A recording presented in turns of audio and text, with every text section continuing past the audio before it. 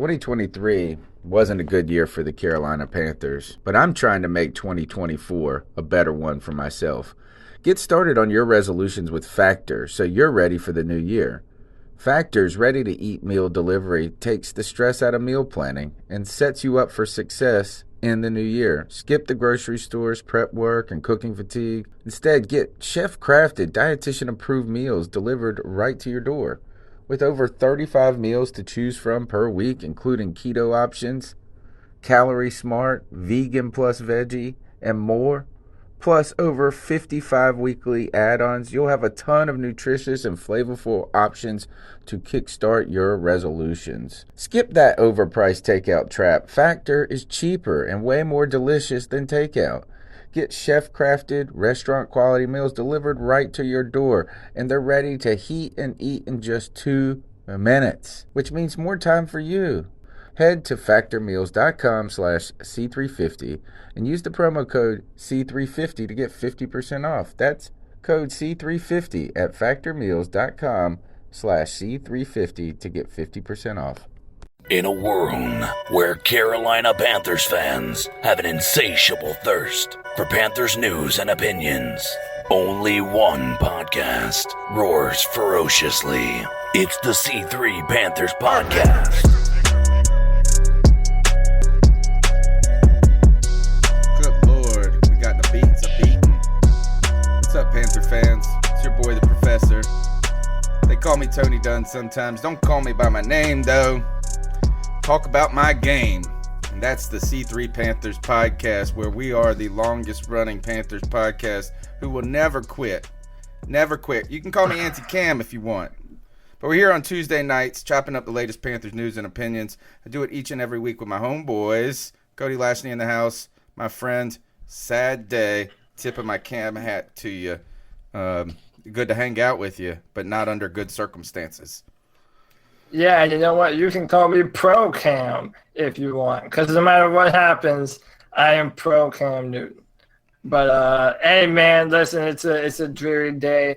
I put in the chat room. It doesn't feel right to be a 5-3 football team and feel this bad and upset and depressed around news regarding your football team. But that's the scenario that we find ourselves in. But listen, man, we're going to get through this together, and we're going to do it with the best Panthers fan base on YouTube.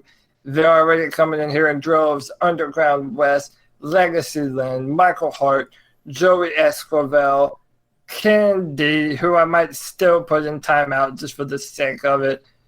Tony Dunn, ain't nothing to it but to do it, brother. Let's roll. The Bat Daddy in the house, Greg. I'm so thankful. I was listening to your podcast, and you guys were talking about good movie sequels, ones that were just as good or relevant as the first one. And I was so happy because I thought it was going to be a travesty that you finally brought up Terminator 2. Yeah, whenever I went through my original list, I had about 20, and I was leaving that one out there for somebody as easy bait, and nobody took it, so I had to mention it after everybody got done. But what's going on, fellas? It's been a crazy day in Panther Nation, and I'm so tired of Cam haters coming up to me today and talking trash. I'm so glad I can surround myself with Panther fans, Cam supporters. Let's talk a little football. Yes, sir. All right, guys, I want to encourage everybody to subscribe to the podcast. We're here after the games as well. We got the post-game show. A lot of calls coming in tonight. The number's 252-228-5098. We've got a great show for you tonight. Obviously, the focal point will be Cam the man and his future in Carolina, and that's what the title of the show tonight is. Carolina without Cam ? You can go ahead and subscribe to the show, smash the thumbs up button, and don't forget, look, I got my I Stand With Cam t-shirt on. We will always stand with Cam. I want you, and there's a few for sale. There's a limited amount still on the website. You can find the link in the show notes. And don't forget to call into the Cat Calls line. The number's 252-228-5098. We've also got a game to look forward to. The Carolina Panthers go to Green Bay to face Aaron Rodgers, who they suffered their first loss. And we've got the guys from the First and Goal podcast Dave and Jay coming on at a half past the hour to interrupt our sorrows and start talking about what we do have to focus on, the game coming up. Let's go ahead and get into it, guys. Let's do a couple of minutes about Cam. Your thoughts on the news today. Cam Newton is placed on injured reserve by the Carolina Panthers. And, it's something that we saw that could potentially be coming, but we have not known whether or not Cam would return this year, and this seals his fate that he would not return this year. Marty Hurney said this, quote, for the past 7 weeks, Cam has diligently followed a program of rest and rehab and is still experiencing pain in his foot. He saw 2 foot specialists last week who agreed that he should continue the path prescribed by the team's medical staff and that it will likely take significant time for the injury to fully heal. We have said all along that it's impossible to put a timetable on this injury. Nobody's more frustrated with that fact than Cam. He's one of the fiercest competitors I've been around during my 20-plus years in the league. At this time, we decided that the best decision to reach the goal of bringing the foot back to 100% is to place Cam Newton on injured reserve. So let's talk in the short term, guys. What does this mean for the Carolina Panthers this season? Obviously, it means that Carolina will not be expecting Cam to return. He is done with the Carolina Panthers this season. We will turn our focus to the future, but in the short term, Cody, what is the meaning to this? Where are you at on this, I guess? Well, one thing is for sure, we're definitely going to see what Kyle Allen is made out of. We have to go to Green Bay, and that is a stiff test, even though they just lost to the Chargers. Listen, I said at the start of the year, and I didn't want to say it out loud, even though it was how I felt.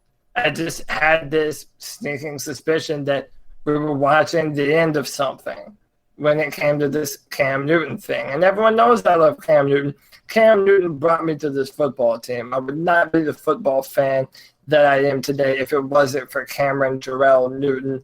That cannot go unsaid, man.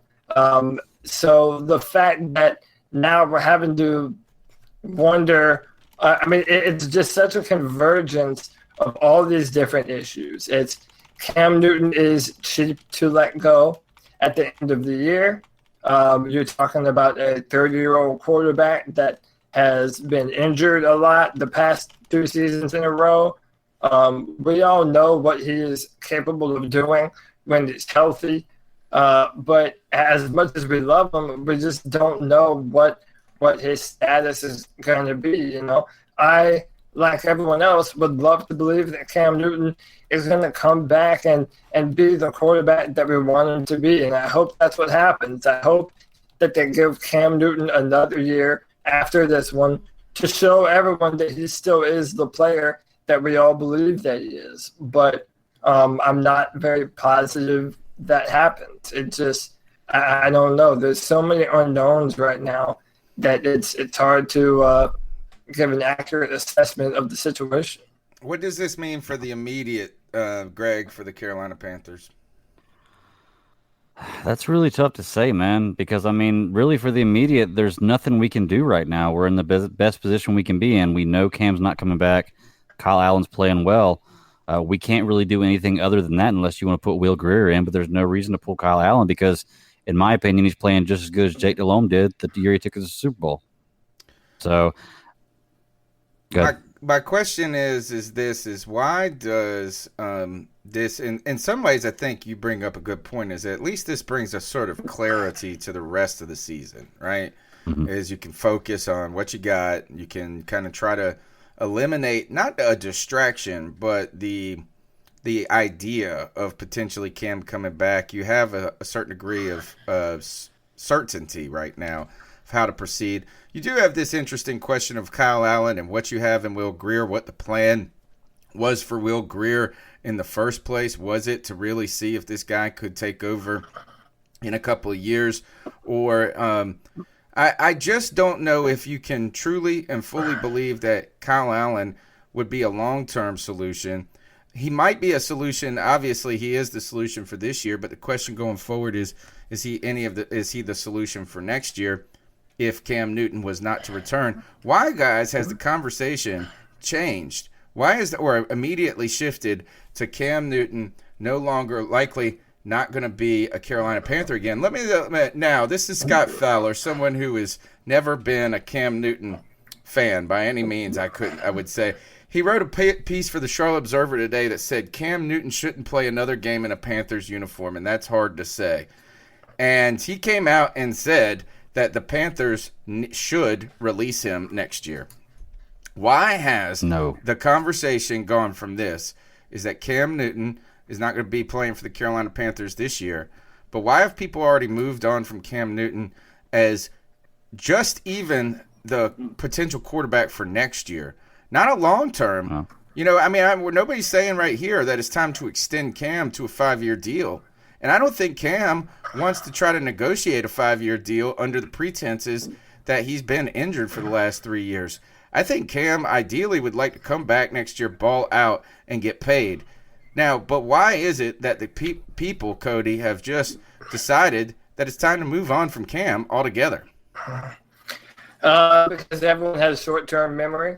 And everyone has that "what have you done for me lately" mindset and mentality. And, now going into the 2000 season, the last time that we have seen a vintage Cam Newton that was winning football games was 2017. And if you want to count that early 2018 season, it's going on some time now. And, knowing how much – I mean, listen, we've all seen how much damage Cam Newton has taken. I mean, mainly a lot of it has been from inside the pocket, and no one wants to say that. Everyone says, "Oh, it's because we ran him too much. We ran him too much."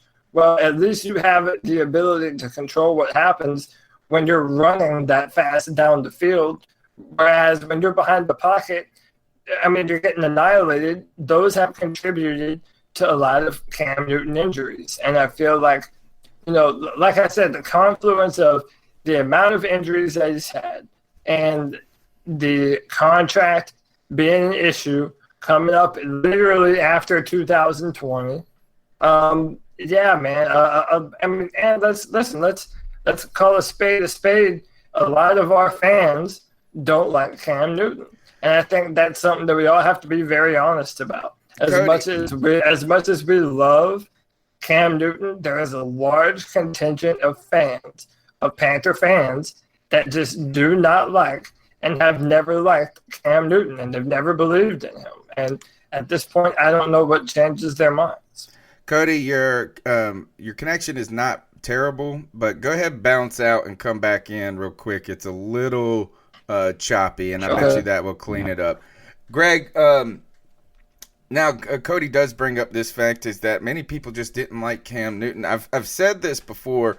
Look, Cam Newton obviously is some sort of polarizing figure. Why he is that, I have not necessarily understood. But, there are people who spark a certain feeling in people. You become, like me, infatuated in love with Cam Newton. Others who are the opposite.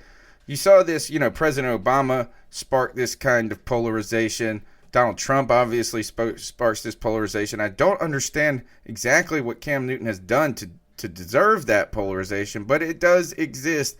Why is it that people, have you ever, and I've said this many times, have you ever heard of a football team where the fans did not like their best player in team history? I'm back, and no. And now Greg's kind of choppy now. Am I? Yep. You leave and come back. Everybody's leaving and coming back. Cody, why in the world would people... This is the one thing, is that even if you are ready, or if you believe... How about this? The real question is this, is that should Carolina should they part ways with Cam Newton in desiring a new future, right? A new future era? I think that's a legitimate and very tough question to ask and to answer. But the idea that people act like he wasn't a good player for Carolina And that wasn't even, and it's been years and years since we've seen a Cam Newton who was contributing to this team, just completely befuddles me. Today, before we're going on in the show, on Twitter, people are sending me crap about this. One guy is comparing, he sends me a screenshot of Andy Dalton's statistics compared to Cam Newton. And like, is that so like, as you found a quarterback who has a similar completion percentage. I think they actually have similar win records in the regular seasons. I'm not entirely sure, which is strange to me. I don't know how that's even possible. Go back and look Dalton has never won a playoff game. Right, exactly. So there's that. Who in the world, in what world or what universe where the Bengal, if you asked any Bengal fan, if you could have had Cam Newton for the last 8 years, would you have rather had him than Andy Dalton? In what planet and universe would they say no, that they wouldn't want that? So why are we on this weird planet and universe where Carolina fans act like Cam wasn't the heart and soul of this team for the last decade? Well, so you can take his detractors and divide them up. So then there are the racist dirtbags that don't like him because he's a flamboyant black man. That's one of them. Number two is they look at the talking heads and what they say, the Colin Cowherds of the world, the Stephen A. Smith, and they look at the numbers of, passer rating and all these other stats and minutiae, and they hold that against Cam Newton. Even though you and I have been telling the truth for a long time that Cam Newton has had to elevate a rather lackluster Panthers offense for a long time now. And then when they finally do put talented pieces around him, now he is no longer of the right health to be able to utilize that talent. So it's a little bit of everything, man. People, they confuse the forest for the trees. And They don't see Cam Newton for what he has had to do here in Carolina rather than just judging him based off of stats alone, which is unfair to him to do. I think that there is some real first of all, I've said that there is some real credence to the racial bias of black quarterbacks, right? And while every year that wanes, because of people like Cam Newton, because of people like Deshaun Watson, it still exists. It exists indirectly or subtly, lying underneath when you hear guys that he's a great athlete, that he's a great running quarterback.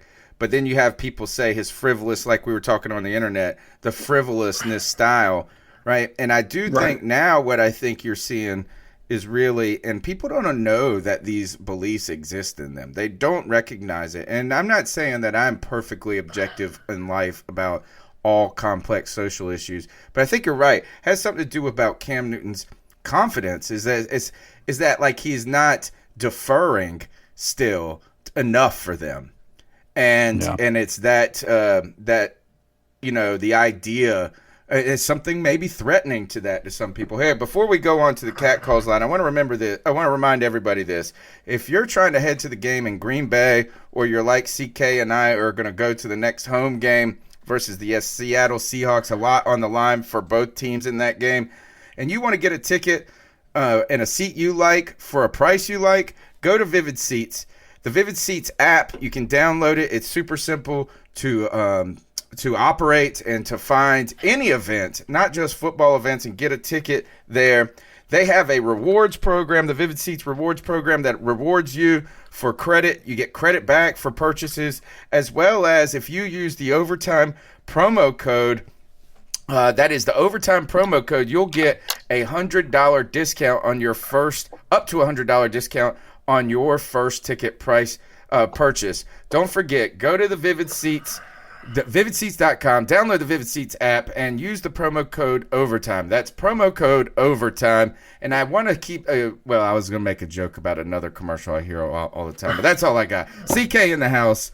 Hey, CK, what's up? We're going to the game. Hey, man, we're going to that Seahawks game. We're excited about that, but what we are not excited about by the news of Cam Newton. Real quick, your initial thoughts on the Cam Newton situation in the news today before we go to the cat calls. Obviously, it's disheartening. One of the parts that I think is interesting, if you follow the Riot Report, Josh Klein just wrote an article about how it made no sense to put Cam Newton on IR. Made a lot of really good points. Like, hey, listen, if you are planning on, there is no harm in keeping Cam Newton on the roster. Let's say that something happens to Kyle Allen. Well, now you have Will Grier, and most likely they're going to probably re-sign Taylor Heineke with this news as the buzz about the reporters on the Athletic and on the Riot Report. But you don't want to leave shut this door completely. And it was just a really big surprise to me after reading that, after hearing what Ron had to say about Cam Newton, saying, you didn't hear that from us. I don't know who's telling you guys that, and then all of a sudden next day comes back and does this. It's just a really interesting turn of events, obviously, and we knew it was a possibility, but I think there's a lot of people who are avid Cam Newton supporters who are in a bit of a denial, and maybe were for a while, about what we were going to be dealing with, and we're here, and we're living it. Why did they put him on IR if it doesn't make sense? Honestly, it's the thing that I fear. And I think a good point is, I think the organization loves Cam Newton, but I also realize that if he came back and he just did not do well, they're not going to get value for him as a trade. He's not going to be able to sign a lucrative contract in the offseason if it's cut. I mean, there's so many different things that, if you want to think about from the organization, not only just the business, being that they care about Cam Newton. Honestly, I think they truly believe they're doing what's best for him, rather than throwing him to the Wolves in the playoffs when he hasn't had a chance to even play anybody of a lesser caliber while healthy. Do you think he asked to go on IR? See, the problem is that that's the fear I have. They said that it was a discussion that he had with his family and his advisors in Atlanta.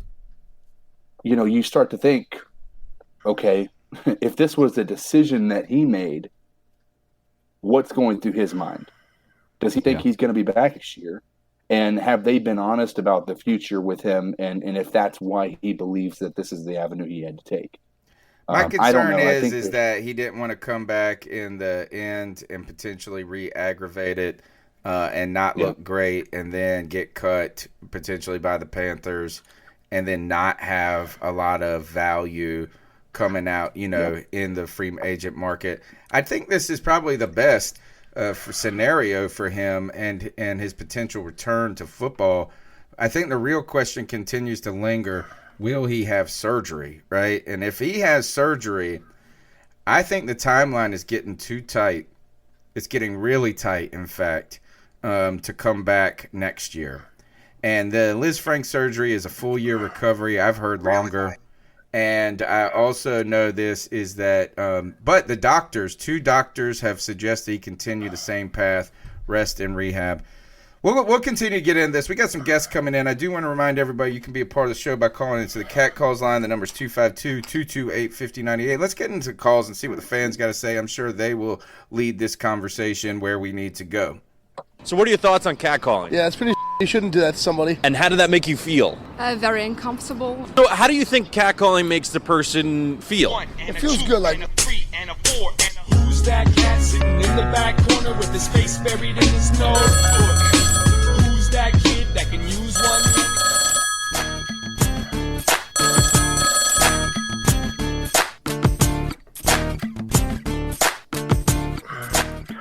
What up, T3? This is Ryan from Tucson, Arizona.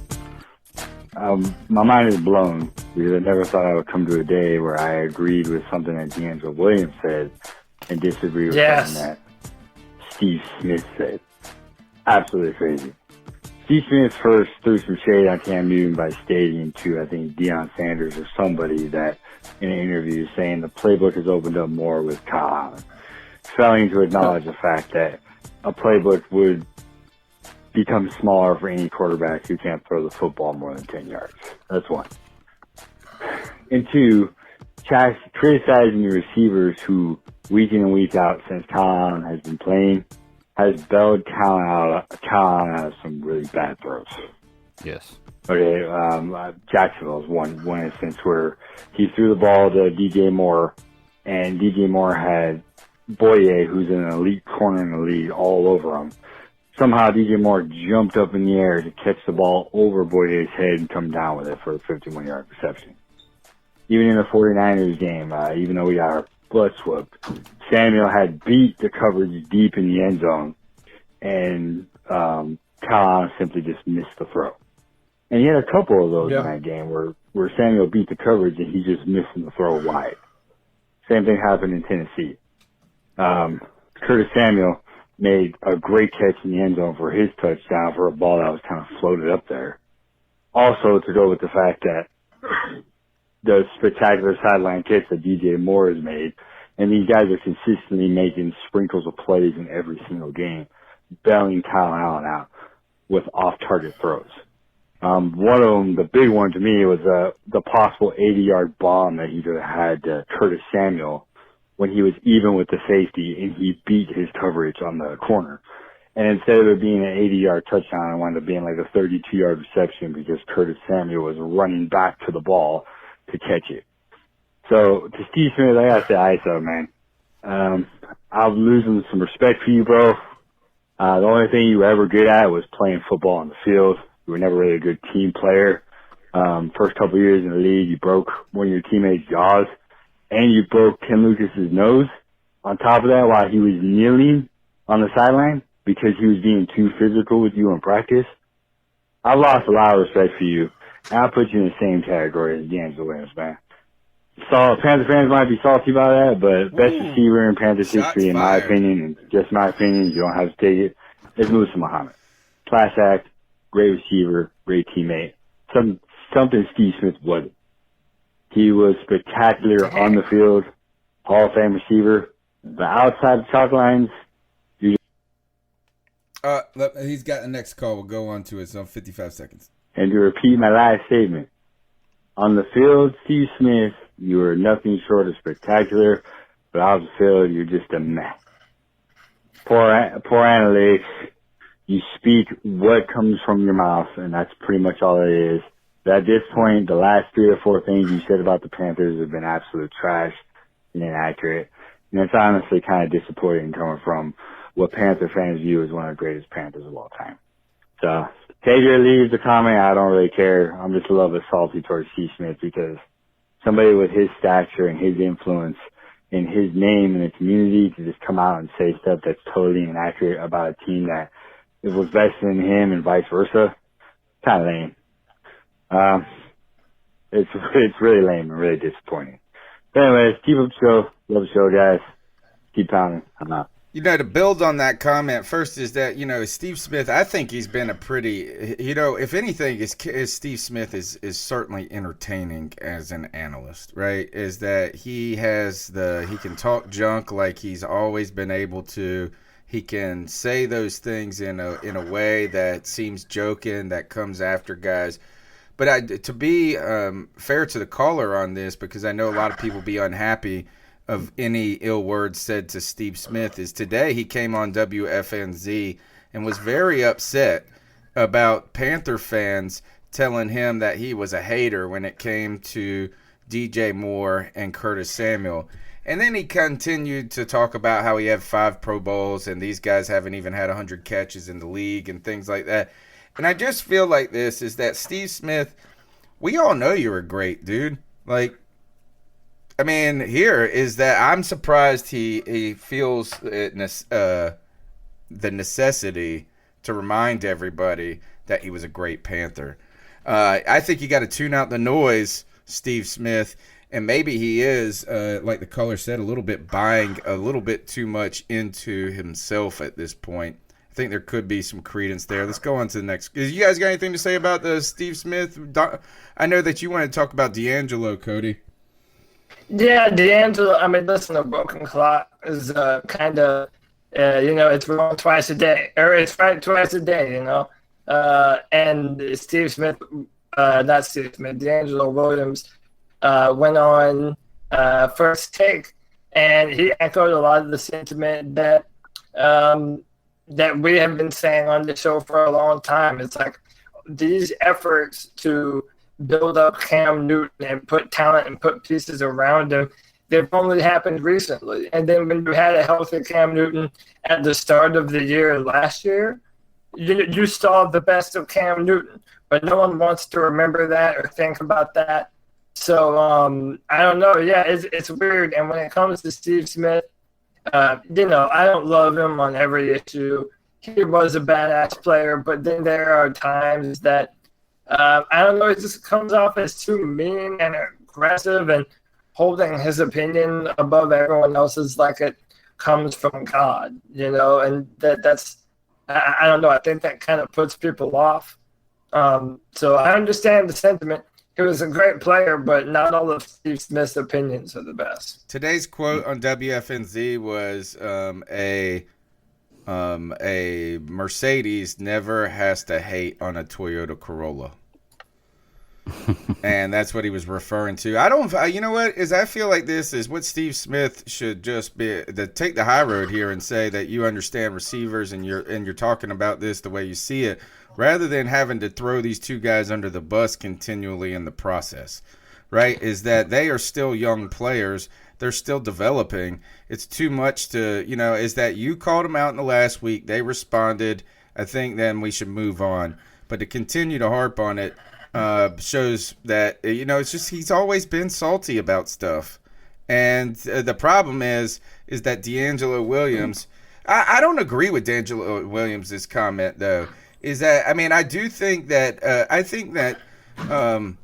they haven't asked Kyle Allen to do too much, but I also believe that, they know, is that what I don't know what he's really trying to say. Is like, what did we want a Cam that didn't do more? No, so I don't really like that. Of course, we wanted Cam doing all of this, and we don't expect Kyle Allen to.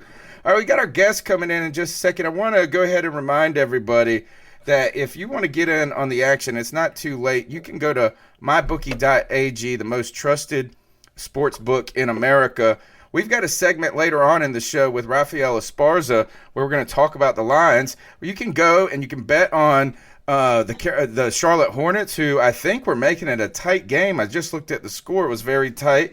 Who covered last week for us or for me. And on top of that, you can get on the Panthers action, who right now are 5-point dogs heading into Green Bay. I think that might be a soft number for Green Bay. I hate to say it, but to pick up that might be a bet that I would make for Aaron Rodgers to come back and get back on track. You can bet PGA, NASCAR, soccer, more. Don't forget to use the promo code OVERTIME at MyBookie.ag. That's the promo code OVERTIME, where you play, you win, you get paid.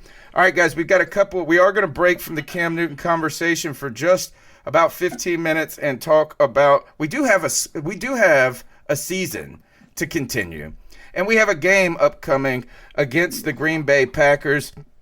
And guys, we've got a special group of Packer fans and podcasters in tonight from the First and Goal podcast. Dave and Jay are here. Dave, I see you. Jay is around too. Welcome to the C3 Panthers podcast. Wow. Hey, thank you, brother. Awesome. Jay, and tell me a little bit about your guys' show and introduce yourself to the Panther fans, because you know that you're going to get some follows from us and the people in the chat room. Go ahead, Dave. Oh, okay, cool. I get to go first. Awesome. All right. No, my name's Dave. I'm the host of First and Goal podcast, guys. Thank you for having us on. So our show is about to teach people the how and the why of football, not just Packer football, but football in general, and everything from basic NFL rules all the way up. So that's what we're about. And Jay's the producer of it. I'm the host, but we're partners on the show. We love talking about football in the sense of trying to teach people the right way without basically trying to have anything beyond the regular banter, basically. Anything getting personal or anything like that. It's not needed. We love the banter, but we also love the teaching aspects of it, like with the how and the why, which I was mentioning. So we cover all of NFL. We are trying to expand anything into NFL across the whole board. So we're definitely open to a lot of stuff right now. All right, awesome. Well, we're going to get into the Green Bay Packers match of the Panthers heading to Green Bay. We've got a big panel tonight. My co-host Cody Lashney is around. We've got CK on the mic and Greg here, so we're just going to pepper y'all folks with questions until you got to go. Right now, the Green Bay Packers are coming off a loss, a really a surprising loss, right? Last week against it was the Chargers. They go on the road. Yeah, shocking. The sunny weather of LA, or the good weather, sobered them, or actually they probably enjoyed it too much, and they just could not get anything going offensively. And the Chargers do what the Chargers do. They win a game that they're not supposed to, and they will lose for the rest of their lives in the fourth quarter for the rest of the season. So where are you guys at after this first loss of the season by the Green Bay Packers? Second loss. Jay, I'm going to let you have this one, brother. Is it the second? Yep, we are now 7-2. Okay, thank you, Greg. 4-1 out of our last 5. But I will say this: in the preseason, I predicted this. All the other Packer coverage people out there, everybody else had us a slow start and then finishing strong, somewhere like that. I looked at the trends of the Sean McVay in his first year, the Kyle Shanahan in his first year, and several other, Doug Peterson, Rick out there in Indianapolis. They have a common trend to come in and kind of light the world on fire with their offense, but they never had a quarterback as prominent and as consistent as Aaron Rodgers.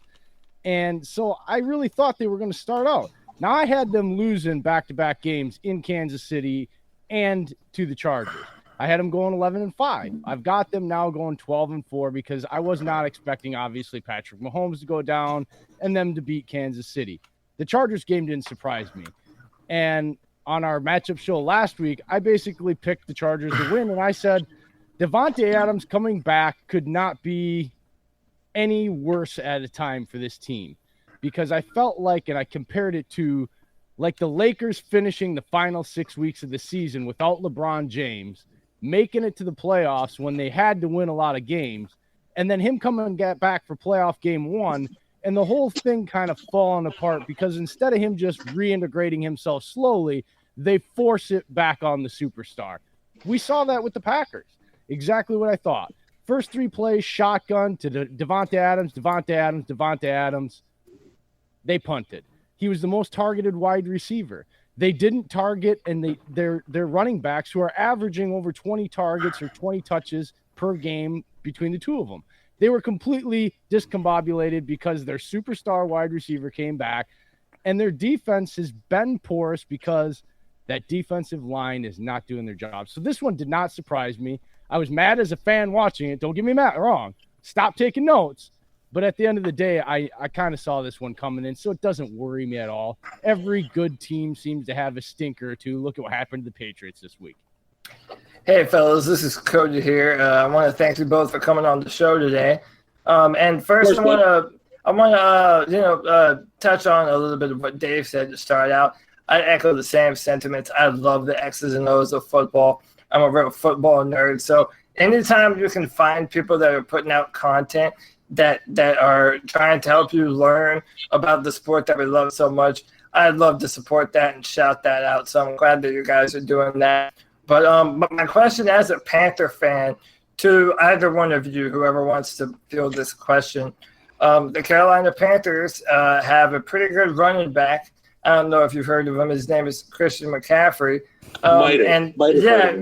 Maybe you've heard a time or two. I don't know. Maybe a time or two. But it appears as though, at least on the surface, that if you're going to be competitive against the Green Bay Packers, you're going to run the football. You're going to keep the ball out of Aaron Rodgers' hands.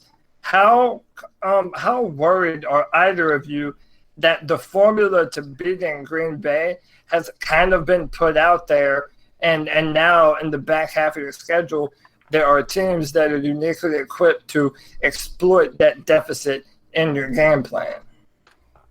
Go ahead on this one, Dave. Well, you know what? The plan is out there for beating us on the run defense.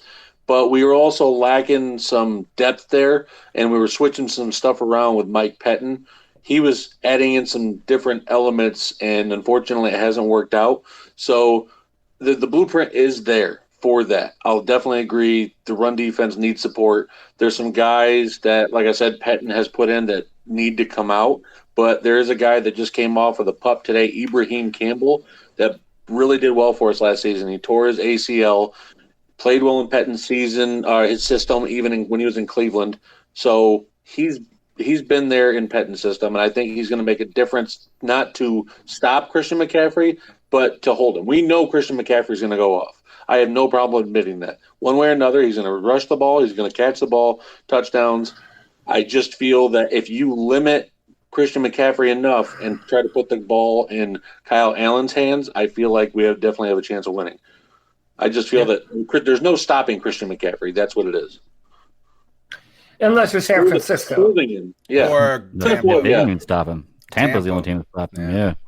He still had 2 TDs, man. That's what I'm saying. He still found a way to still make an effect in the game. Like, okay, he only rushed for 50 yards. He still had 2 TDs. That's 14 points he still put on the board there. So he will affect the game one way or another in any standpoint. There's no stopping Christian McCaffrey. It's more the bend, don't break model. You can't stop him. You can only hope to contain him. Yeah. We have the utmost respect for Run CMC, guys. Oh, guys, we a few years ago, we were hoping like hell the draft pundits were correct and he would slip somewhere in the 20s. Because can you imagine CMC and Aaron Rodgers? I mean, the league got lucky that y'all decided to be smart and just overdraft him, even though running backs are not drafted that high. I'm still trying to imagine Cam Newton in CMC, let alone freaking Aaron Rodgers in CMC. Go ahead, Greg. Hey, what's going on, fellas? Greg. Hey, what's going on, bud? Nice to meet you, man. So I got a question that's going to be more of an opinion-based type thing, and I kind of want to get a point of view of some Packers fans rather than just hearing it from everybody else that aren't Packers fans. I personally think Aaron Rodgers is one of the best throwers of the football I've ever seen. I'm not trying to deny that. He's a great quarterback. But there is the stigma around the league that he's the NFL golden boy and that he gets a lot of calls his way. And I can honestly say I see a lot of times calls that maybe he gets a hit or a pass interference, something like that, that another quarterback might not get. Being Packers fans, do you guys recognize or acknowledge that at all? Or do you think that's just a bunch of hubbub from people who are upset that he beat the crap out of I'm going everybody? to jump this one right away. Go ahead, Jay. I know you're waiting to. Look, to the Saints fans out there, y'all need to shut up. 2009, I agree with you on that. 51-49, that's what ends a game on a blown non-call. Blatant face mask, return for a touchdown in overtime ends the game. That's how a missed call ends a game. Last week, one of those sacks, he was face mask first. No flag. Ref standing right there. I see Aaron, and Aaron has come out and said, he said this last year at the beginning of the year. Look, I don't need this, and the rest of the quarterbacks, I can tell you, don't need all this extra protection. We have a hard enough time in this game, in this era, proving our toughness. We don't need the ticky-tacks. And so really what I've noticed, he doesn't seem to get any calls. They're like, fine, Aaron, you want to say that? We're not.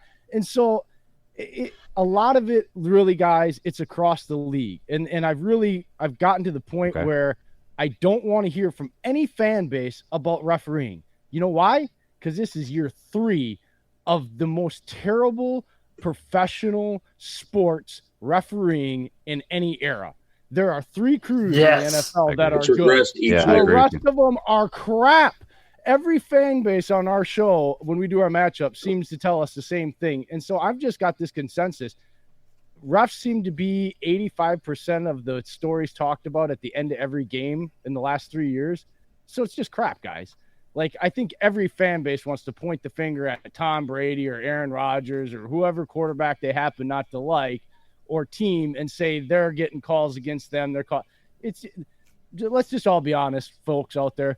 The referees suck all but 3 crews. You know those 3 head referees. You're glad when your team has those 3 crews. The rest of them, it's like two-faced, man. It's a flip of a coin, whether you're getting good or bad calls. And you don't know from call to call, from play to play. Like, I mean, it's even one-sided from game to game just on holding calls. There's holding on every play, and yet it seems to be one-sided for one team every game. I'm just tired of hearing referees, period, because they're terrible. Let's turn our attention to Green Bay in the recent, this season. The storyline going into the season was with, and I always get his name, it's LaFleur that's in Green Bay, right? Yes, sir. Cram it up your cram hole. Yeah, I always confused. First, I'm terrible with names, but so the whole, I guess the narrative coming into the season was that Aaron Rodgers essentially got Mike McCarthy fired, or at least, I just feel like it was time. The time was there maybe, but LaFleur and Aaron Rodgers were supposedly at odds over his freedom to audible and how LaFleur's offense was going to look. First, tell me, how has that relationship developed? And also, why did you bring in an offensive head coach when you have Aaron Rodgers? It seems to me like he fits with a team that is much like the Carolina Panthers. You have Ron Rivera, and then you let him do his thing. How's that relationship developed this season? I guess winning usually makes people on pretty good terms. Go ahead. So, Dave. one, I'm going to start off with, your first question, LaFleur and Rodgers' relationship, it got so blown out of proportion because they took little jabs at each other in the beginning, training camp, preseason, and it wasn't really jabs, it was more playful stuff, and like Coherd and Skip just ran with it and ruined it. Yeah, they're jerks. They ruin everything in the world. Yeah, and that's the thing. The media just ran with it. So that the narrative now, like Rodgers just had an interview today, and he said Matt is so driven on what he wants to do and how to win the game, and it's great to see the competitiveness in a coach that we have here now. So he took a shot at McCarthy, basically letting him know that, hey, we're glad we got someone in there. And two, what Rodgers wanted in an offensive head coach. He's the one who asked for it. He's the one who was in on the conference calls when they were going through candidates. But Dave, I want to jump in here because it wasn't just Rodgers. No, I know. David Bakhtiari, Randall Cobb, Devontae Adams, Aaron Jones, several offensive players after the LA game were taught. Mark Murphy came down, and Mark Murphy had come out and said this, and it was just laid over. They said they wanted that type of offense. They were tired of everything being put on beat your guy when the whole rest of the league was not doing beat your guy. It was, let's do what we can, which is, I know you're going to hate to say it, but it's just for the easiest way to explain it. It's the true Patriot way. It's the true Patriot way. Put your guys in the best positions to win, and if they can't do a job, you pull them out and you put in another guy, and nobody cares because it's all about winning. And that's what they wanted, and so that's what they got. Now, I'll let Dave go back to why they went and kept the staff they kept, because there is a very good reason for that. And it goes all the way back to him being the best coach from Cleveland back in the day, too. Yeah, I'm going to go ahead and piggyback off that. So, Pettin, when he was the head coach, he had a very good defensive scheme there. He went, I believe, 6-2, 7-2 with Brian Hoyer as his QB. His defense was rolling. Then, boom, QB tears his ACL. And then the rest kind of went downhill after that because he was trying to make do with patch-up quarterbacks. Then the next year, I believe he had Johnny Manziel forced in his lap. He didn't want. So then he got fired. He took a couple of years as defensive coordinator in Buffalo and New York. Went ahead and took a sabbatical after that. And all those defenses in New York and Buffalo were top 10. Here, he's basically still trying to not install his system, but he's trying to find the right guys to fit his system because it's like he has a little bit of Ted Thompson's leftovers on this. He still has a little bit of guys in there that's sprinkled in. He's trying to weed out. And, I mean, you look at it, he's brought in 2 new pass rushers this year with Gutekunst giving him that, and they have 16.5 sacks. Their corners in King and Jair seem to be doing really well. It's just – like I said, there's a couple guys on the defense that might weed their way out through the season because of their play. Particularly number 95, Billy Bob Lancaster, number 51, Kyler Fackrell, and number 25, Will Redmond. if they were on the Patriots, they would have been cut 5 weeks ago and still on the street today. May I ask, is there a slight inferiority complex here with the Patriots, guys? No, it's not that. Referenced them a couple of times here. Because it's the how and the why. It's the how and the why, and it's the only thing that, without getting long and boring, that people understand. But because to me, the Patriot way has been in 10 Super Bowls in the last 18 years, basically. They have won 6 rings in this era, and they plug in, it seems, 20 new players every year. They lose 10, and they plug in 10 more guys nobody's heard of and continue to roll. And everybody wants to go around thinking that it's about not answering questions at press conferences and all this bravado that is put out publicly, when the reality of it is, it's very simple, guys. It's just old school high school coaching. You got 3 backs, they all do different things. You find ways to utilize them. You got linemen that you can spell, and they're all kind of the same. You just put them in the best situations. Tight ends, defense, linebacker, it's all the same. All that other stuff that these coaches off that tree try to emulate is why they fail, because it's not about questions and how you react to the media.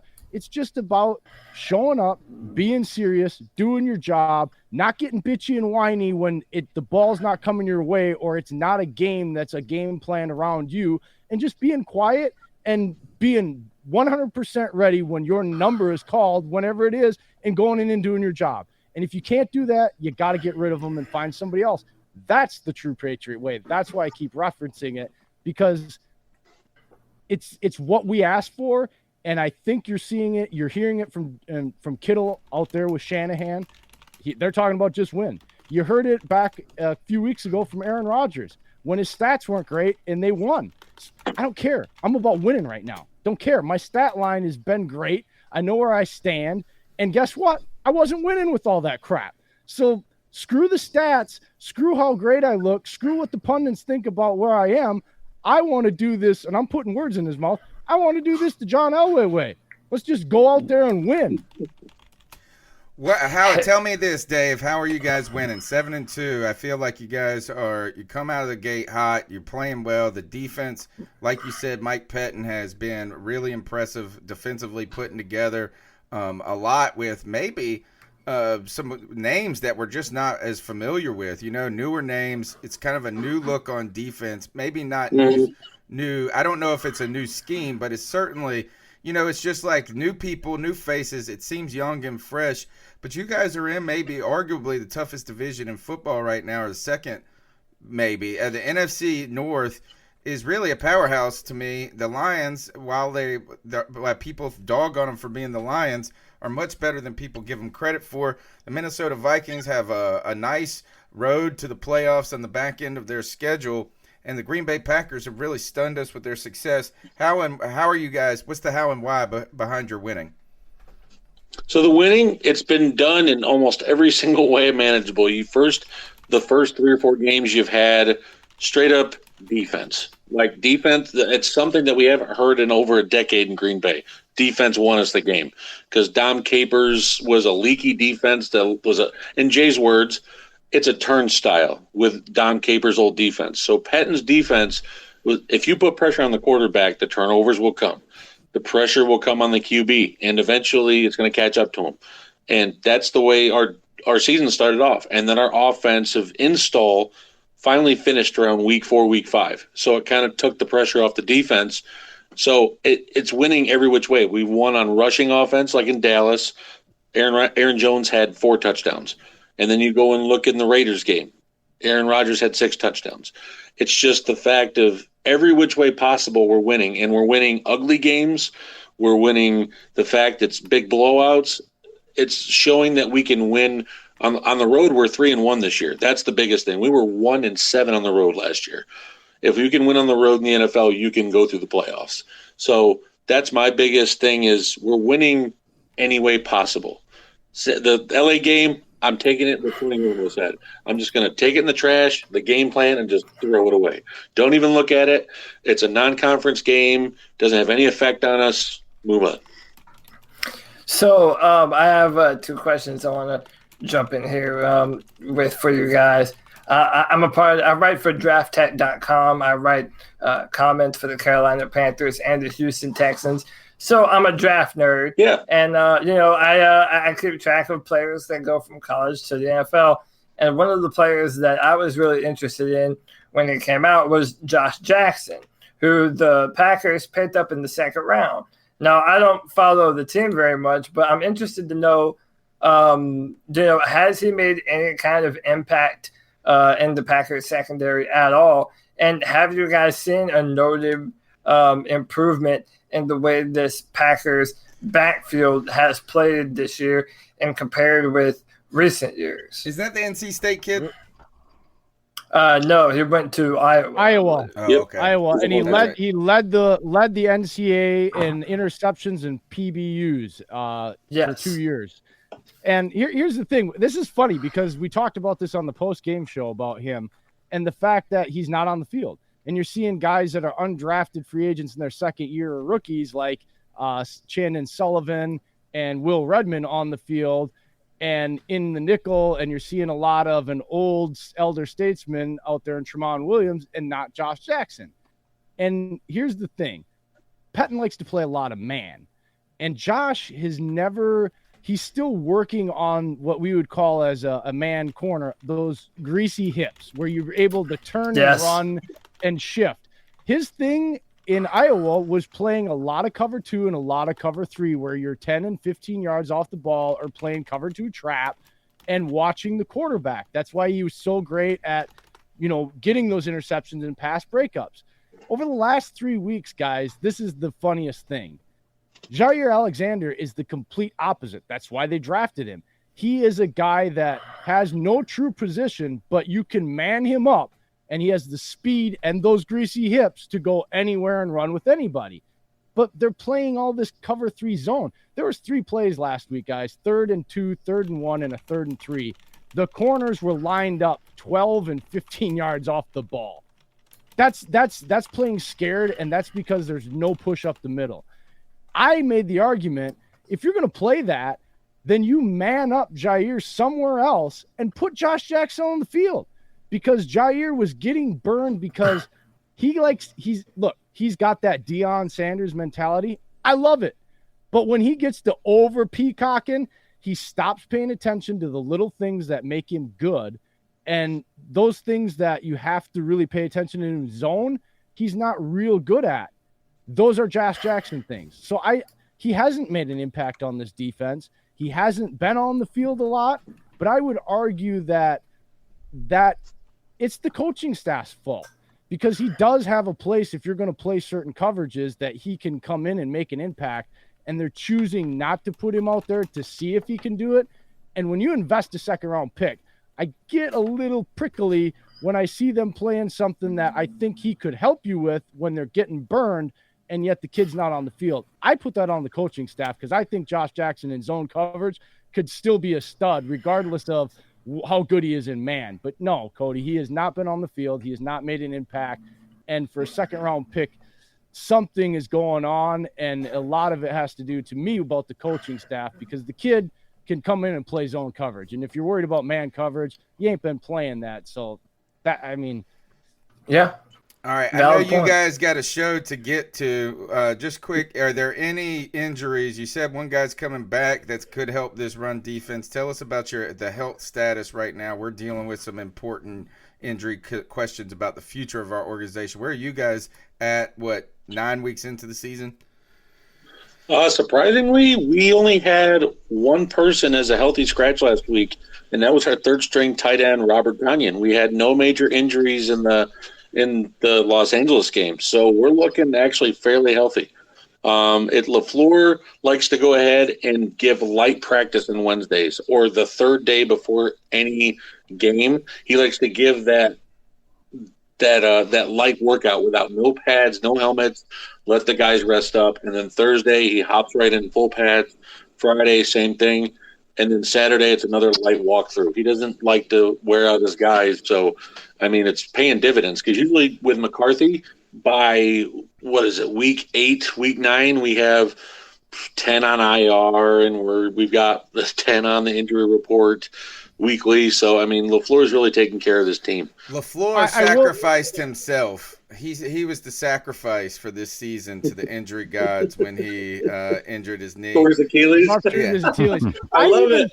I even said that. I said, oh, there, he did it. I think he did it on purpose. I will give you this little nugget to run with that isn't confirmed, but it's my suspicion. Oh, God. Kenny Clark, something's wrong with him. Okay. Yeah. This kid is 23 years old and literally was on a rocket ship projection of being like a multiple all-pro at his position in the future, and started off the first 3 weeks of the season on that same trajectory. And all of a sudden, that push that's not coming up the middle is because Kenny Clark, that's his spot. He's not commanding double teams anymore, and he's getting beat up and pushed around one-on-one versus centers. That's the biggest issue with this run defense, because when Kenny Clark is disrupting, it's just like Aaron Donald. When he's eating, so is everybody else. You see Kenny Clark getting pushed around by one guy, you know there's something wrong. He hasn't been on the injury report, and it's either that guys or the kid just completely lost his way, hit his head, and got amnesia and forgot how to play football, which I don't believe. So there's something wrong with Kenny Clark, and I think that's the biggest defensive problem with their run, with their pass rush. Everything, I think, was built around that kid being a stud, and it started off strong, and something's happened to him, and he's fell off, and you can really see the difference in the defense. All right, and I know you guys scares me versus you guys. I know you guys got a show right now. Thanks for squeezing us in on short notice. I can't wait to hang out with you guys later in the week. Tell them where they can find your work at, guys. So, because look, our Panther fans, they follow their team closely, and we always need to get a little inside information on the outside because we're always looking in the mirror so closely. Sometimes it's good to look out the window. Where can they find your podcast? Well, go ahead, we Jay. are at First and Goal Pod, and Dave there is at Steak and Cheese. I am at UPJ33.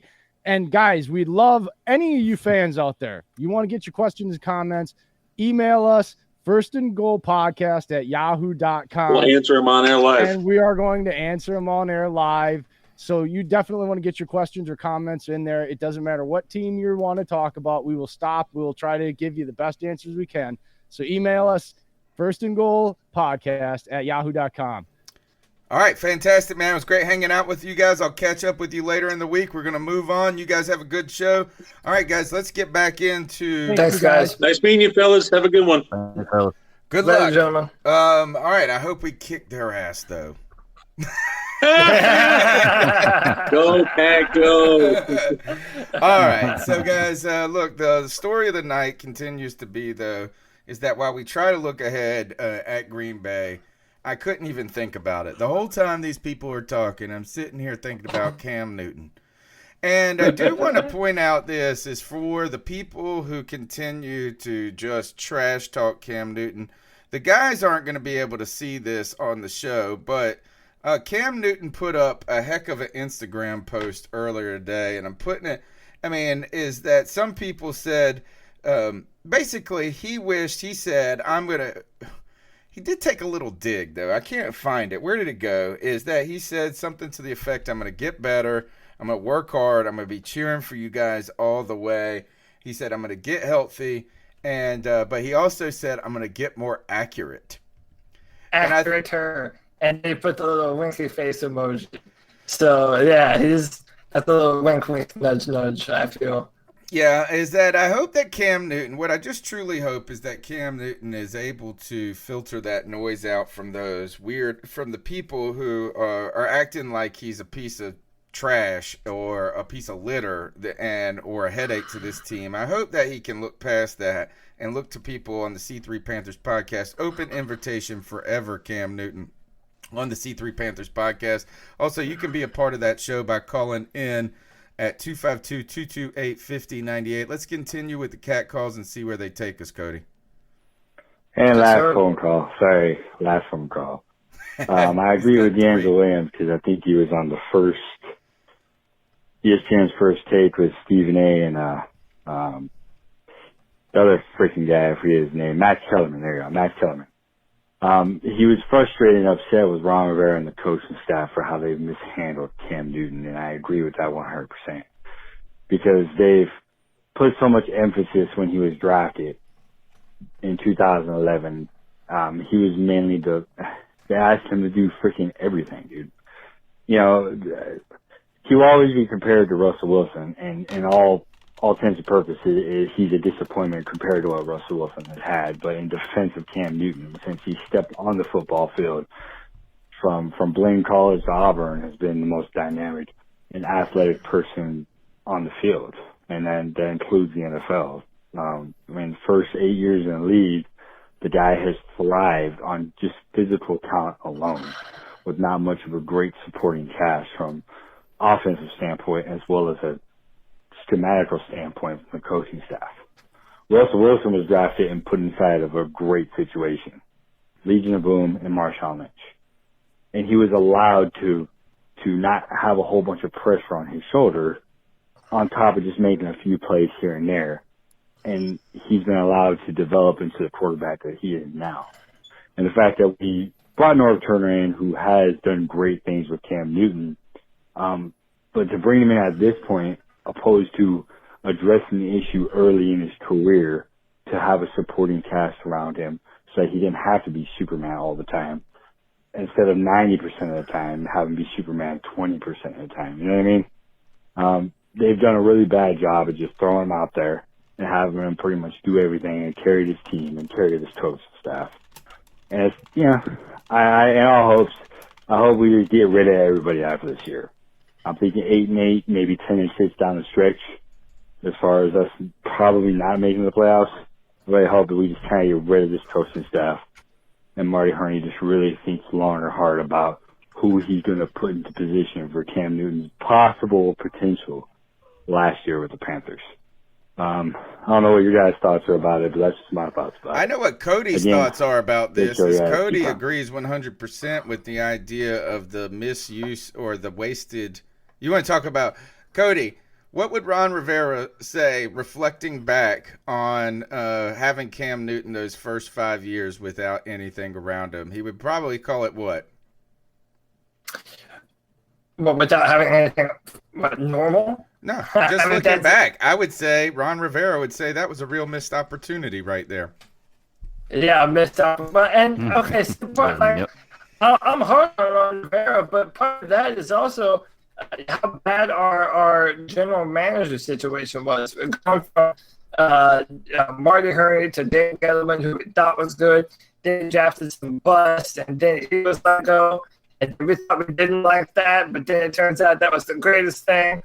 And then back to Herney. It's just, man, when you draft a quarterback, you have to use those first few years when they're on a rookie deal to really build around them when you're not paying quarterback type money. So, I'm just of the mindset right now that, I'm hoping that Cam Newton gets another opportunity with another coach on the Carolina Panthers football team. I mean, I'm not going to sit here and lie and say that I would be confident going into next year with the same exact scenario of Ron Rivera, Marty Herney, and Cam Newton and Norv Turner. Like, something in that mixture needs to change. Just gotta see it. It can work. It just has to. Everybody I've has to be seen this there. story too many times. I believe in Cam Newton. I just don't believe in Ron Rivera, and I've been saying that for a while. I'm still on the hill. Cam Newton can do it in spite of Ron Rivera. But that's what you would have to hope for. I know he can. Have to hope that's what they've been. I completely disagree, though, with I won't say completely disagree. I would say, look, it's sad that we didn't, seize an opportunity to put more offensive talent. Cam did come to a 2-14 team, so it's not like he came to a team that had a lot of talent. And I understand that, yes, we did ask Cam to be Superman, but he was Superman. And this is the sad fact. When you have a guy that can do all those things, you can make some sacrifices on the offense and try to get a defensive team together. Cam Newton was able to survive behind an offensive line that has stunk for all of eternity. No one else would have been able to do that. So I think it's a kind of it's kind of a catch-22 when you have a guy like Cam, is that because he's Cam, you don't have to do all the crazy stuff. Or you don't have to pad and do this. Now, if we look back in retrospect and say we wish we would have had a more offensively driven GM who made better decisions, that could have been the real deal. I think there are some legitimate things there. I do go back to some point that you brought up before the call, Cody, in the response to his first call, and that is that we kind of have put him in a place to get hurt. He's just taken too much of a beating. I agree with you 100%. Is that he's never taken a beating when he's run the ball. He's always taken a beating when he's tried to pass the ball in the pocket. So I don't really like that idea that there's so many miles on his tires that's why he's having problems. No, the only time he's ever gotten hurt running was when he showboated into the end zone in that Falcons game in 2016, and they clocked him. Gave him a concussion.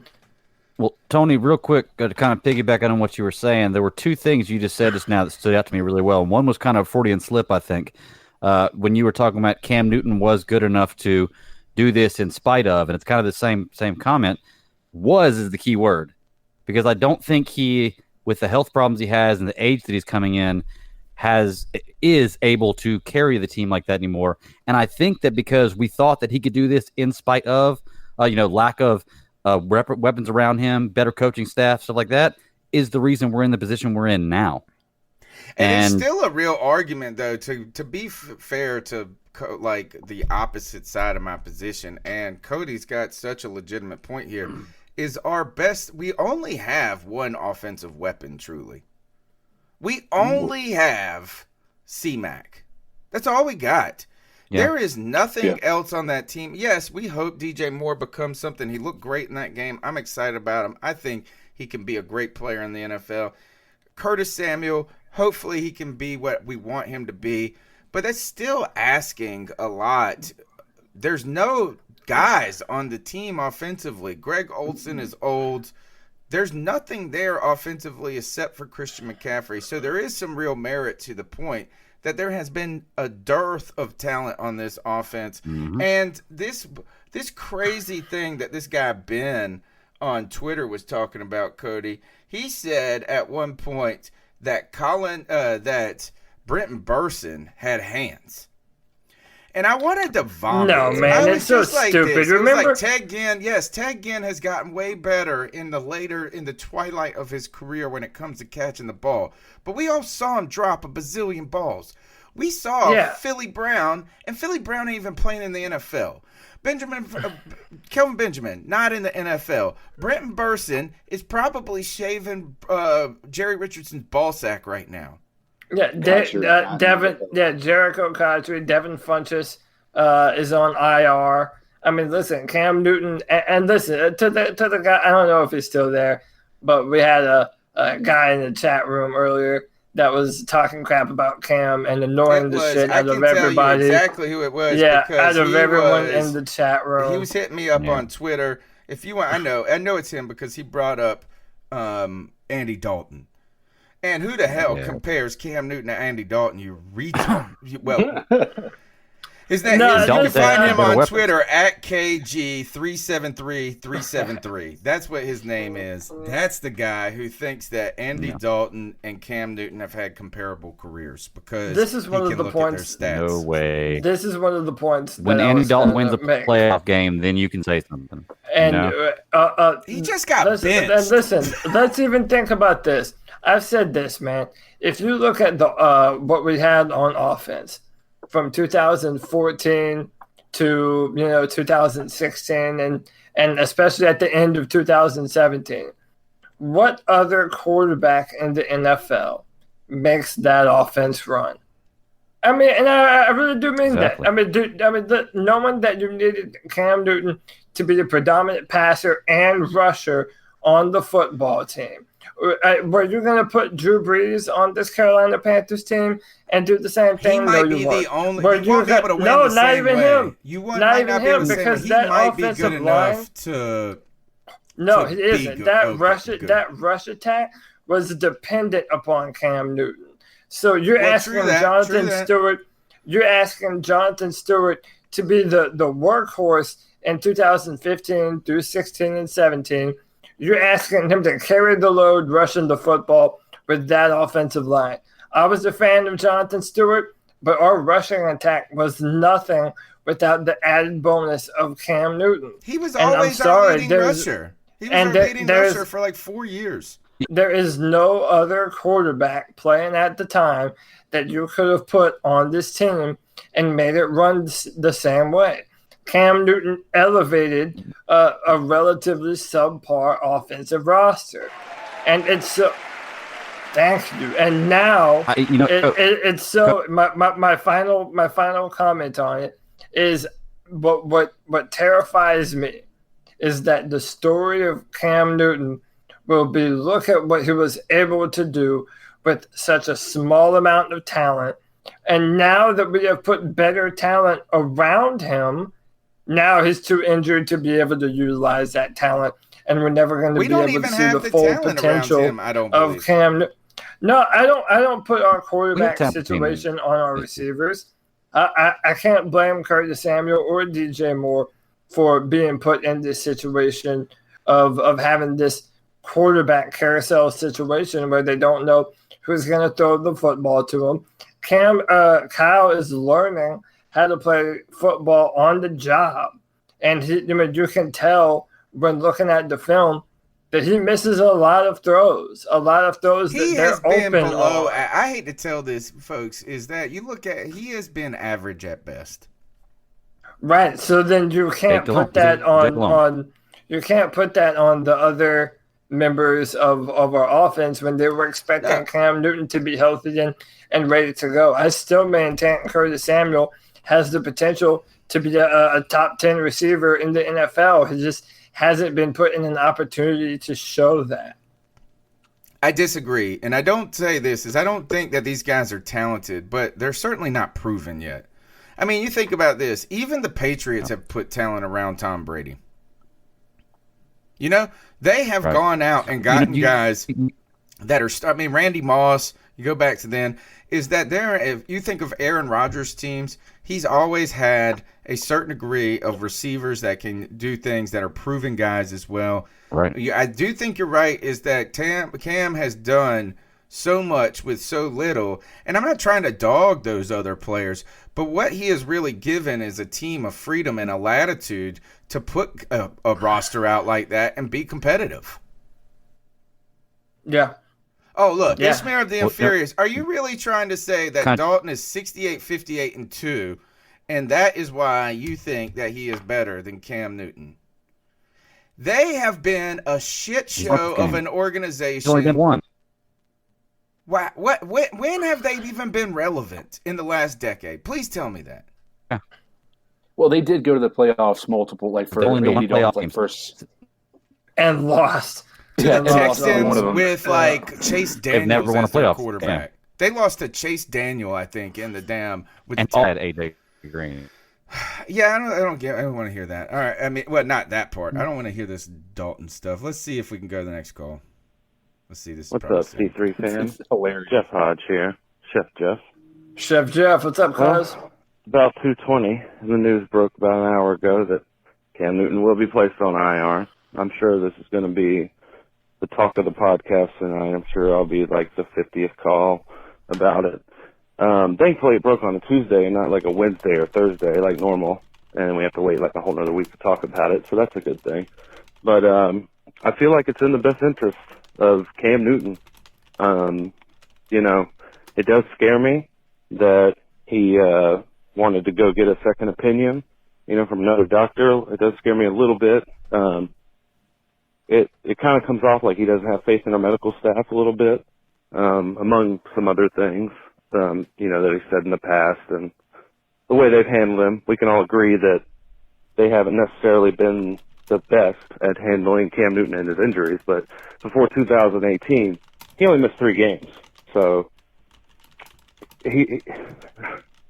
I'm just so torn. I don't know what direction it's going to go. Hopefully we can keep him around. and keep him through his contract. Maybe David Tepper has had a conversation with him, like, hey, you're the future of our team, regardless.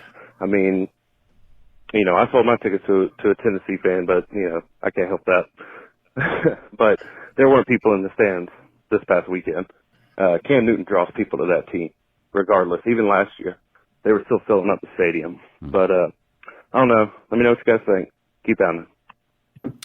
Where do the Panthers go? What does the future entail? Let's start with this. What does it take for Ron Rivera to be the coach of the Carolina Panthers in 2020?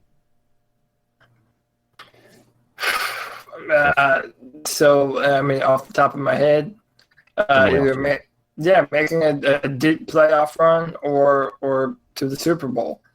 You don't think just making the playoffs with a 10-6 record is enough? I don't know, we man. had this on the post game. I can't see he's gone firing this a year coach that's 10-6. with losing Newton. Yeah, Hey, that and what he's gone through this year. I mean, Uh-oh. Am I breaking up? You're breaking up a little bit. I think our stream is messed up. We're back. Okay. I think it must be because I'm on a solid connection. Nope. No, we're good. YouTube is still running. Look, here, it just buffered. We're coming back, folks. Don't worry. Okay. All right. So, what do you think, Greg? What does it take for Ron Rivera to maintain his job? I think it's the playoffs. You know, I know, Cody, you're on this hill, and you know, I'm not saying you're wrong about it with the coaching staff and the decisions we've made and everything else. And there's a lot of truth to what you're saying. But if Ron Rivera can bring this team to the playoffs this year with a really strong NFC, I mean, the NFC is really, really strong this year, and we can make even a wild card because I doubt we're going to catch the Saints. Given what he's been given, losing Cam Newton, you know, and everything else, and putting in a backup quarterback and taking us to the playoffs, I think that's justifiable enough to keep your team or keep your job for at least one more year. You know, it's like Tony said. I don't know if I can fire a 10-6 coach that comes in second place in the division and makes the playoffs. Yeah. I mean, listen, that's won Coach of the Year 2 times. Listen, I understand that, and I understand why it would seem unreasonable to fire a coach that goes 10-6 or 11-5, but. I mean, listen, is that always going to be acceptable? And listen, I hope I'm wrong, but I don't feel like I am. I feel like that's the most that we're going to be able to ask for with Ron Rivera. It's 10-6, 11-5. Maybe I'm a Debbie Downer. I don't know. I feel like I've seen enough of Ron Rivera to know what he's capable of. You're now, a little of course, too sour on Ron. Well, hey, okay, then I'm willing to be the old curmudgeon, but. I mean, listen, I want to be wrong terribly. I mean, I want you all to throw this in my face, rub it in my face, tell me how wrong I was, let me down the hill all by myself while you're all celebrating a Super Bowl victory. I want that to happen. But, I mean, that's just how I feel on the matter. I would move forward in a different direction and say that 10-6 isn't enough. 11-5 isn't enough. If we make the playoffs, 11-5 isn't enough. Yeah, no, it's not. If it doesn't win the Super Bowl, you're gonna mess up. He don't remember Marty Schottenheimer. If you go to the playoffs, he don't remember Marty Schottenheimer. No, I know that you can go and win the Super Bowl, but what I'm saying is that this team isn't under Ron Rivera. It's not gonna take the next step to win a Super Bowl. That's just my opinion. I hope I'm wrong. Ken D said he is capable of 15-1. We know that. Good point. And also, I just want to point out the Chargers have been a dumpster fire ever since they fired Marty Schottenheimer after a 12-4 season because a kicker missed a kick in the playoffs. So go back and look at Marty Schottenheimer. They replaced him with Norv Turner, maybe? We need to go look that up. All right, let's go to the next call. Hi, guys. Rich in London, calling you from the pub to drown my sorrows over the end of Cam Newton's season. And just for you, Cody, I'm flicking the V's at all of the haters. It's really unfortunate. I hope it heals up. And I don't know. I don't see why he's done. To be perfectly honest, I would imagine that a retirement might be more likely than almost anything else. I could really see that, especially after what Luck's done. It's not wishing it on him at all. But it's like, really uproot yourself, really rehab, really go somewhere where you've got to deal with all the same old BS. I hope Facebook F-150 are happy. But, Carl Allen's a backup and he's fine. But, he's putting the ball. I mean, can you imagine if we'd won against Tampa week 2? We'd now be 6-2. We'd be the very, second very best in the close league. to defeating the Rams as well. If Cam had been healthy. I mean, this team is absolutely loaded. I mean, I've listened to the draft guys today. You might listen to them on Locked On. And they're almost having difficulty where to draft for the Panthers because where do we actually need people? We're good. We got tonked by the 49ers, but apart from that, we could have won all the rest of the games, and we have won 5 of them. That's really about it. I think we're going pretty well. I think we should sign the Black Cat.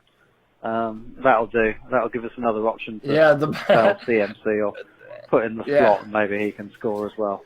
Anyway, don't spend the entire show talking about Cam. I know you love him, but there's a whole load of other things to do. I don't know. I think we've got about 3 or 4 more wins. I mean, the Redskins and the 2 Falcons games, we should win. Takes us to 8. I think we can beat the Colts. I think we can beat the Seahawks. So, see how we go. I think we can get to 10-6, but I think we might be one place outside the playoffs. But anyway, Tampa Bay Trey from the Draft Network mocked us Tyler Biazzi from Wisconsin, who's the center up there, who's meant to be an absolute monster. And I was all in on that. So, Cody, you might have some thoughts there. But he wouldn't necessarily play center next year, but could be brought along gently. Maybe fill in if Trey gets injured again or GVR or whatever. But that would be quite nice. Little Daly, him, Moten, Trey Turner. Anyway. Yeah. Love the program. Love the show, guys. Shout out to Susan as well.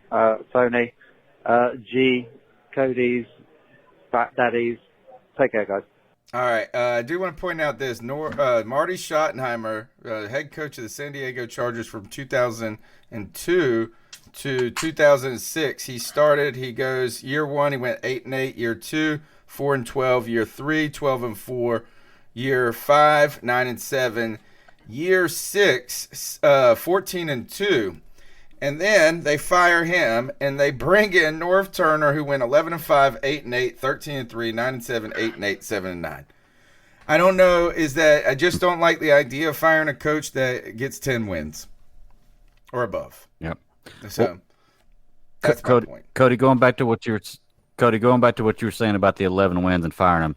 Look, man, if you make the playoffs, that means you're in the top 30% of the league. That means 24 other teams had a worse record than you. So, I mean, a coach that makes the playoffs and you're going to fire him, I feel like that's kind of jumping the gun a little bit. But first, for the moment, for the sake of argument, let's say we do fire Ron Rivera this year. What do you think about somebody like Greg Roman coming in and being our head coach?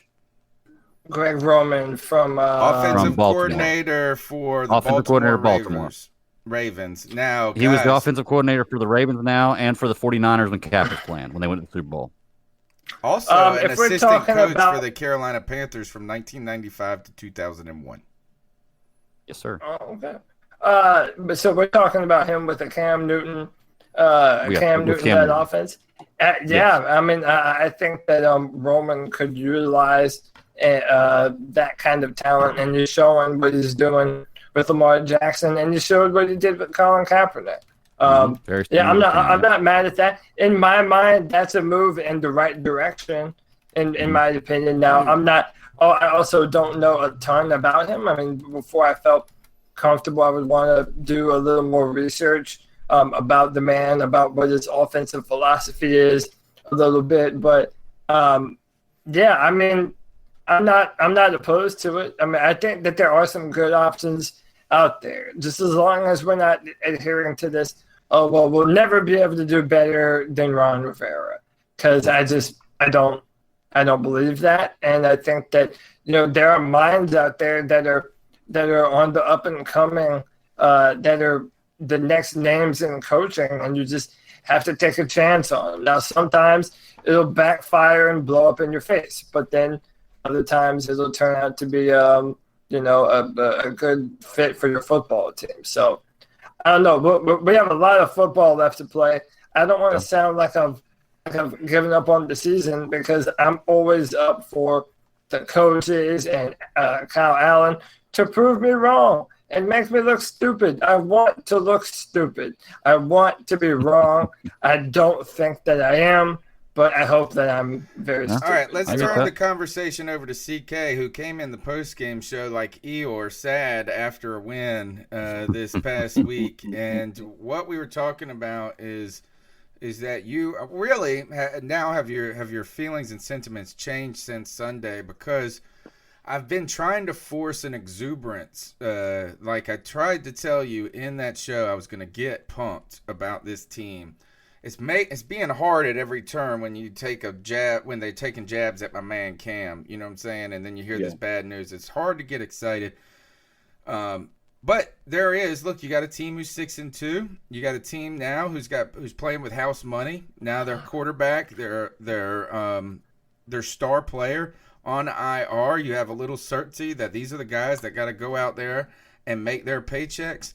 They're not going to give up. They're not going to quit. So where are the strengths on this team, CK, going forward? What can we get excited about? And where are your concerns where they continue to lie? Well, I think when I look at the big picture of everything, Cam being out is a bummer, but now I can move past that, right? There is no more of this. No. There is no back. We'll be back this week against Green Bay. We'll be back next week or this week or that week. We're finally past that position, and I think that's a positive development, and I think might be one of the reasons they decided to do this as well, is to allow not only fans and media, but also players to move past the idea of Cam Newton, having to worry about when is Cam Newton coming back and asking those questions or answering those questions about him. So on that hand, obviously I see there is a positive.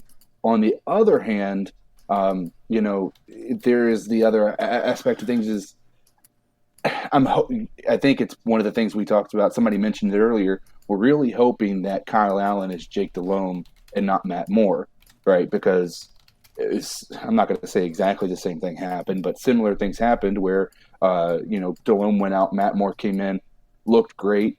Matt Moore, right? Yeah. And then all of a sudden, after we made the decision to move on from Delhomme, we found out that there was a reason that he wasn't a starter to begin with. But I'm hoping, I think I have a lot of optimism because I think the players around Kyle Allen have been elevating their playing capabilities to mask any of the issues Kyle Allen has. My biggest fear is now that he's got 6 games in, he's about to be he's got enough tape to figure him out, right? You're going to see North Turner. Has anybody seen him call an audible? I have not. Now that you mention it, there isn't one time that pops up in my mind of changing the play call, really, no. And I wonder if that has anything to do with Kyle Allen himself and just, putting this offense in a more user-friendly fashion for and that's what I'm wondering.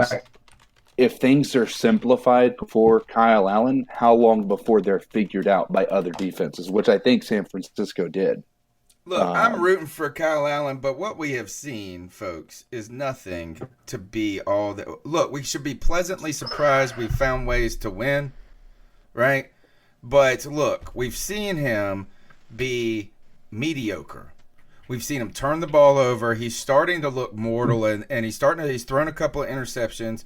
But you guys are right, is that he's left a lot of balls out there that have hung short, that he hasn't been able to take the opportunity. Now, to give him credit, though, is that I feel like his pocket awareness has improved. I feel like he's got enough mobility to keep a play alive a little bit. We just got to see him get some chemistry with these receivers downfield. I have not seen him hit a deep ball yet. And not that we saw Cam do that in the recent memory either. Deep ball thrower. But think about this, is how hard we were on Cam whenever he missed any throw. Like, think about everybody. They're like, oh, my God, missed the throw. He's the worst thing ever. How come people are complacent or reticent, whatever the right word is, for this is that Kyle Allen is doing these things in front of us. But they're like, oh, well, you can win with Kyle Allen. I don't think we can. It's like we can't win with him. I'm not saying that, but it's going to require other people being really, really good. And the problem, and probably lending to Cody's argument about Ron Rivera, is 10-6 is remarkably optimistic. Yes, we're only 4 games away from it, but we got a tough schedule ahead of us down the road. Think so, yeah. And there have been some significant weaknesses showed on this team. The defense has not been, they've been good.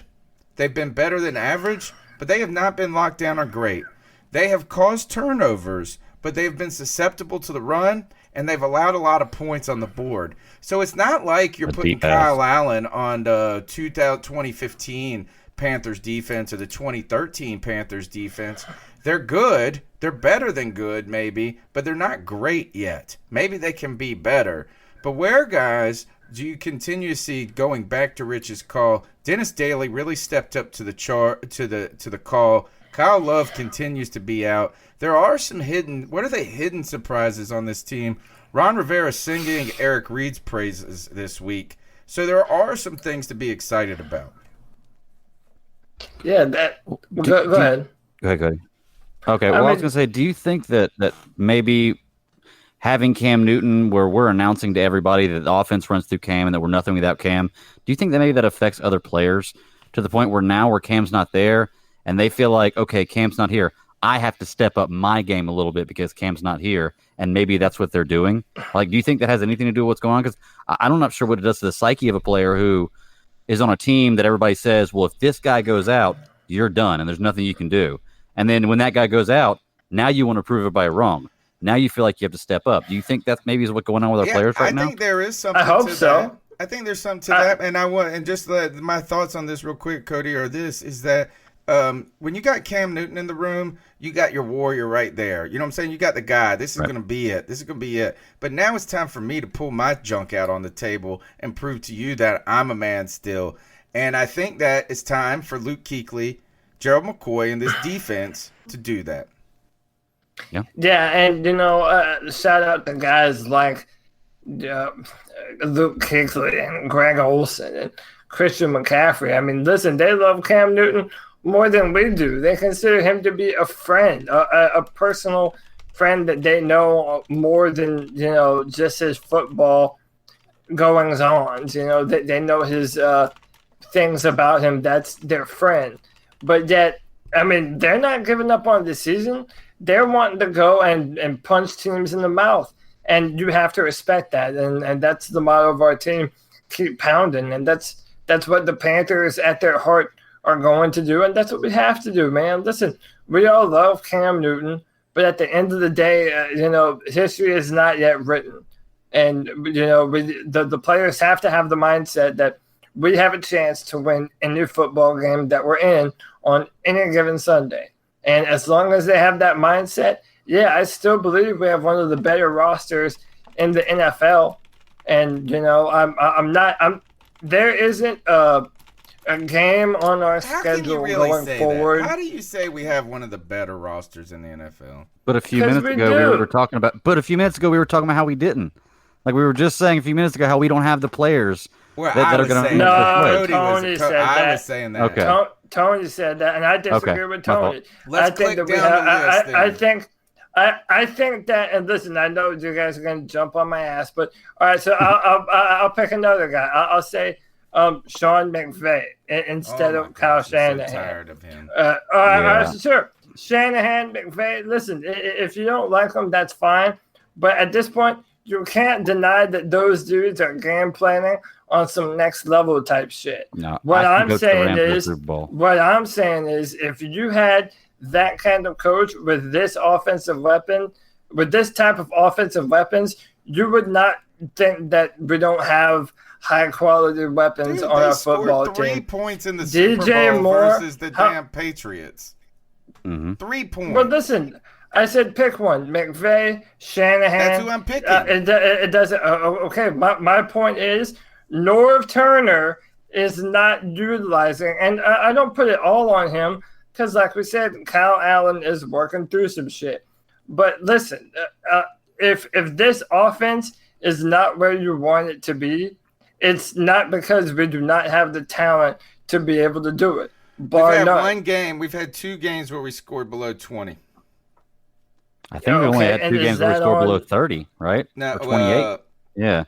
We had scored at least 16 and 1 against the Texans. We scored 13 against the 49ers and because lost. Kyle Allen doesn't read the field well. He doesn't need to. They're putting him in a position where he's got 1 or 2 reads and throwing the ball, which is what he needs to be in. Because Cody's making me angry.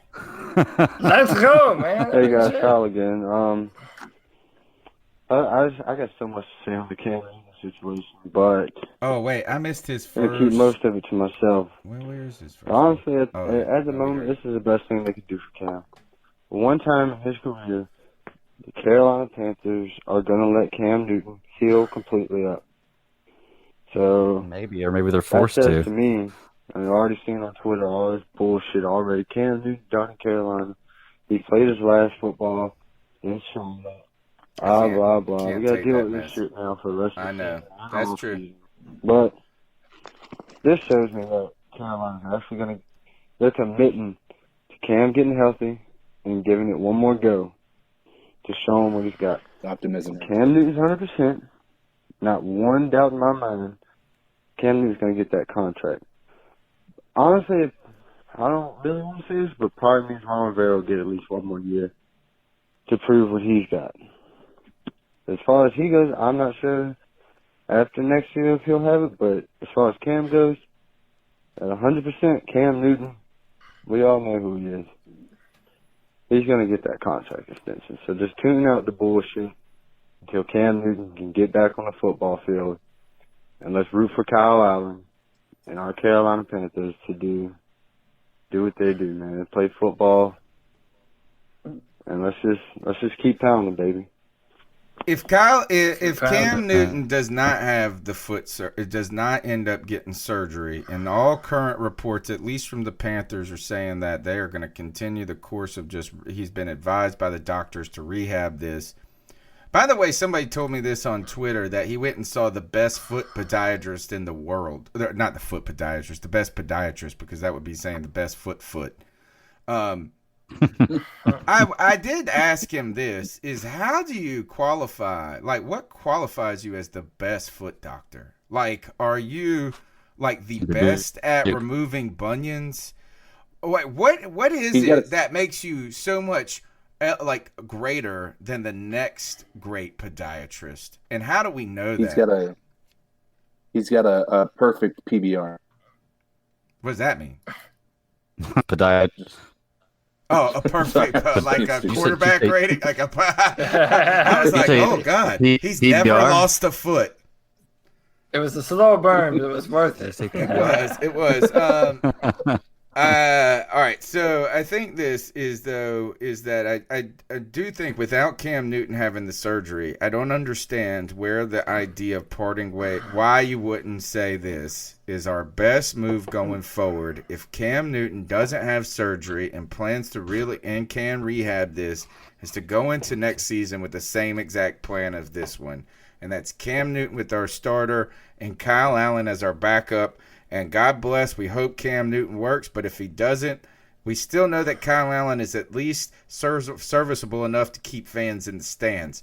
But what do you do if you get rid of Cam Newton here?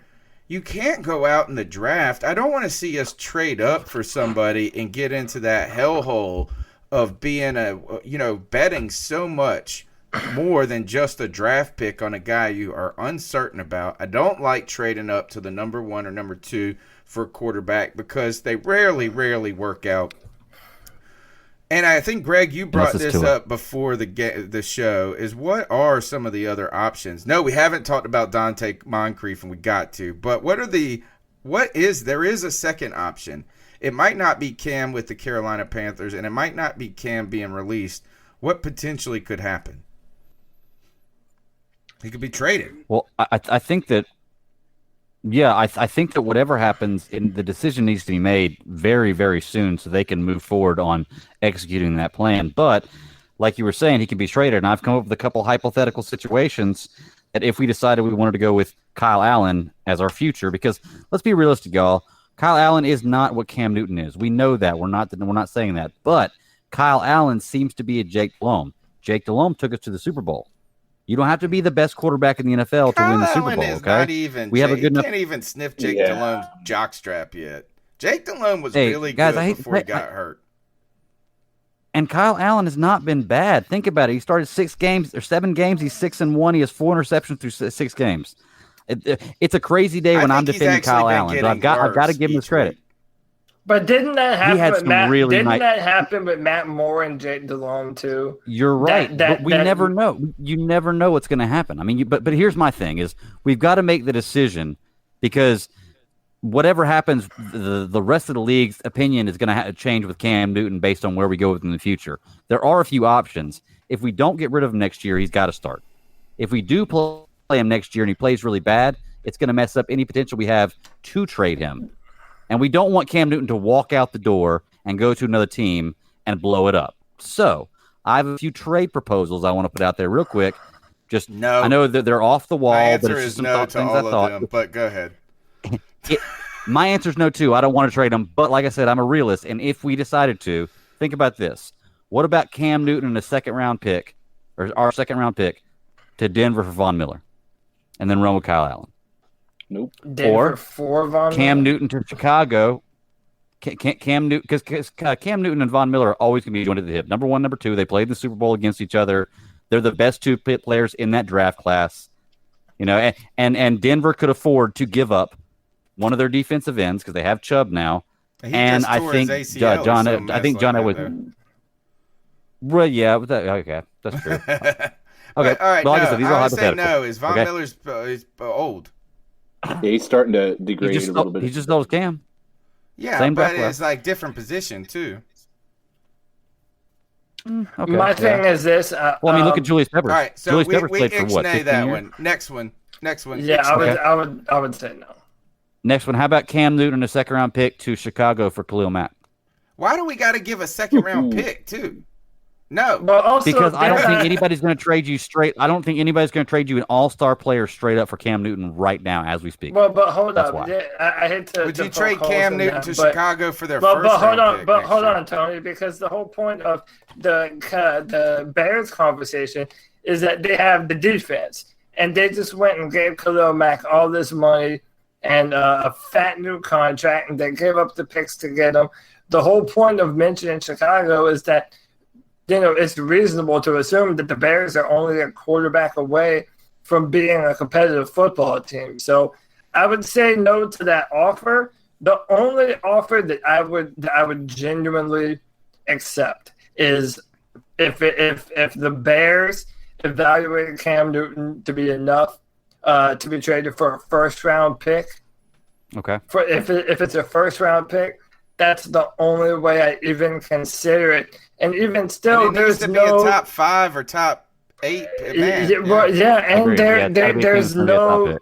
There's no guarantee that whoever we draft in his place is going to be another player on the level of Cam Newton. And then I don't mean to steal your thunder here, but you also mentioned the Bengals, and this is kind of where I want to jump in and say, at what point do the Panthers just do what's right for Cam Newton, even if it means not getting the most value out of him? So, for example, if he doesn't cost that much, why not just cut him and let Cam Newton go wherever he wants to go? It's not like he's going to go to the Falcons. Because that's just silly business to just not get something for that, right. Number one. And number two, we should just keep Cam and make him play his final year. Yeah, but that's what I want. Simple. But I'm talking. This is talking about if the Panthers want to move on from Cam Newton and they don't want him to play quarterback next year. Yep. Right. That's what I'm saying. Well, my only thing about what you were saying, Cody, is we've never had Cam Newton's best interest at heart. That's why he's in the position he's in. We've never had his best interest at heart because we've never protected him, never given him what he needed to be the player that he is. Imagine that 2015 season if we had an all-star wide receiver. Imagine what that would have been. You know, I don't even like these. Okay, I don't like these hypotheticals anymore. I got two more, and the last one I think is actually a really good one. A Cam Newton, an injured Cam Newton, straight up for an injured AJ Green. Give Kyle, if you're gonna go with Kyle Allen, give him a weapon. Nope. Okay. No. I want Cam Newton for AJ. No. I want him too. I'm saying I'm just saying this is hypothetical. No, because he's been injury prone. Like you would have to give. No, I don't know if there is a player that I want to trade straight up for, unless you're talking about like. I don't even think maybe Aaron Rodgers. Do that. Okay. Well, listen to this last one. You're no way you're getting Aaron Rodgers for him. How about Cam Newton with some kind of other caveat for Josh Allen? For Buffalo. Yeah. Josh Allen can run the ball. He's got an arm and he's young. That's the stupidest thing I ever heard. We have heard. good relations with Buffalo. Oh, that's cool. Hey, what's wrong with Josh Allen, man? He's a good quarterback. He is not. Hey, no, listen, Greg. I will say, I'm not as sour on Josh Allen as many other people are, but he's a good quarterback. My mindset is this. Draft a quarterback, build up someone, find the future instead of trying to recycle someone else's leftovers. I do have a question for everyone, everyone in the chat room, anyone that wants to answer. How many of you will still pull for Cam Newton and root for him, even if he is on another football team? I'll wish him the best. I won't root for him because I won't root against the Panthers. There's only one scenario, I think, where I wouldn't root for Cam Newton. Atlanta. Yeah. I think that's the only one. And I would secretly hope he did well, except for when he did. Yeah. Yeah, I mean, you wouldn't root for him if he was the same. No, I wouldn't. But see, I even hate the Falcons is the real killer to me. Yes. But that's the sad thing. The sad thing is it could be a possibility if that we cut Cam Newton that he goes to Tampa. It is a possibility. I mean, it's realistic that they could go after. I mean, maybe. I don't know. But here, is Cam Newton's going to... I say this, my prediction is this. Is Cam Newton either doesn't play in 2020 or he plays as a Carolina Panther. That's my prediction. He's got to play in 2020. No, are you going to re-sign him if he doesn't play in 2020? Foot surgery, if he doesn't get that, if he gets that foot surgery, and the timetable is unlikely that he would be back for next year. I mean, it's a full-on year right now. So what I would say is this: is that if he gets the foot surgery, then the Carolina Panthers will cut him and cut bait. But nobody else is actually going to go and pay him until he gets help. Until he gets done with the rehab. But Tony, remember we were saying though that the Liz Frank, if you're playing football, it's not going to heal up very well. But if Cam Newton isn't playing football anymore, then in theory it should be just fine by itself. So he shouldn't, like in my mind at this point, if he's not coming back this season, then he doesn't need to have a surgery, right? I don't trust that. I know that's what they say. That's what they say, man. But I have yet to find a player who has had I don't know. I haven't looked for him either, though.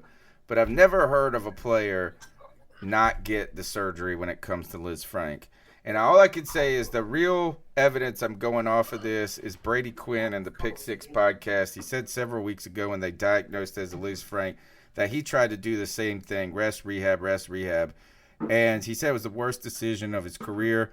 And on top of that, he just got the surgery like 6 weeks ago or 2 months ago. And he's been out of the league. So it's like still been bothering him. I just don't think it's realistic to think that in the high, the intensity of a professional football game that it's not like he's just going to be jogging with his dog. on Sundays. You know, so I think it's a different thing. Let's go on to the next call while you look that up, Greg. Hey, Panthers podcast. Y'all know What's up, G? G Gavassier. Hey, y'all. I know that you guys seen the news today. Cam Newton is placed on IR. And honestly, I'm happy that he got put on IR. I really am, because I know about you guys and the rest of Panther Nation. I'm sick and tired of Ron Rivera not knowing anything. You know, I'm so sick and tired of him getting kind of like pissed off of people asking him questions about Cam. Yeah, Cam was put on IR. In my opinion, they have been knowing that he's been hurt. You know, they know, but I understand it's a business, and me personally, I like Kyle Allen, man.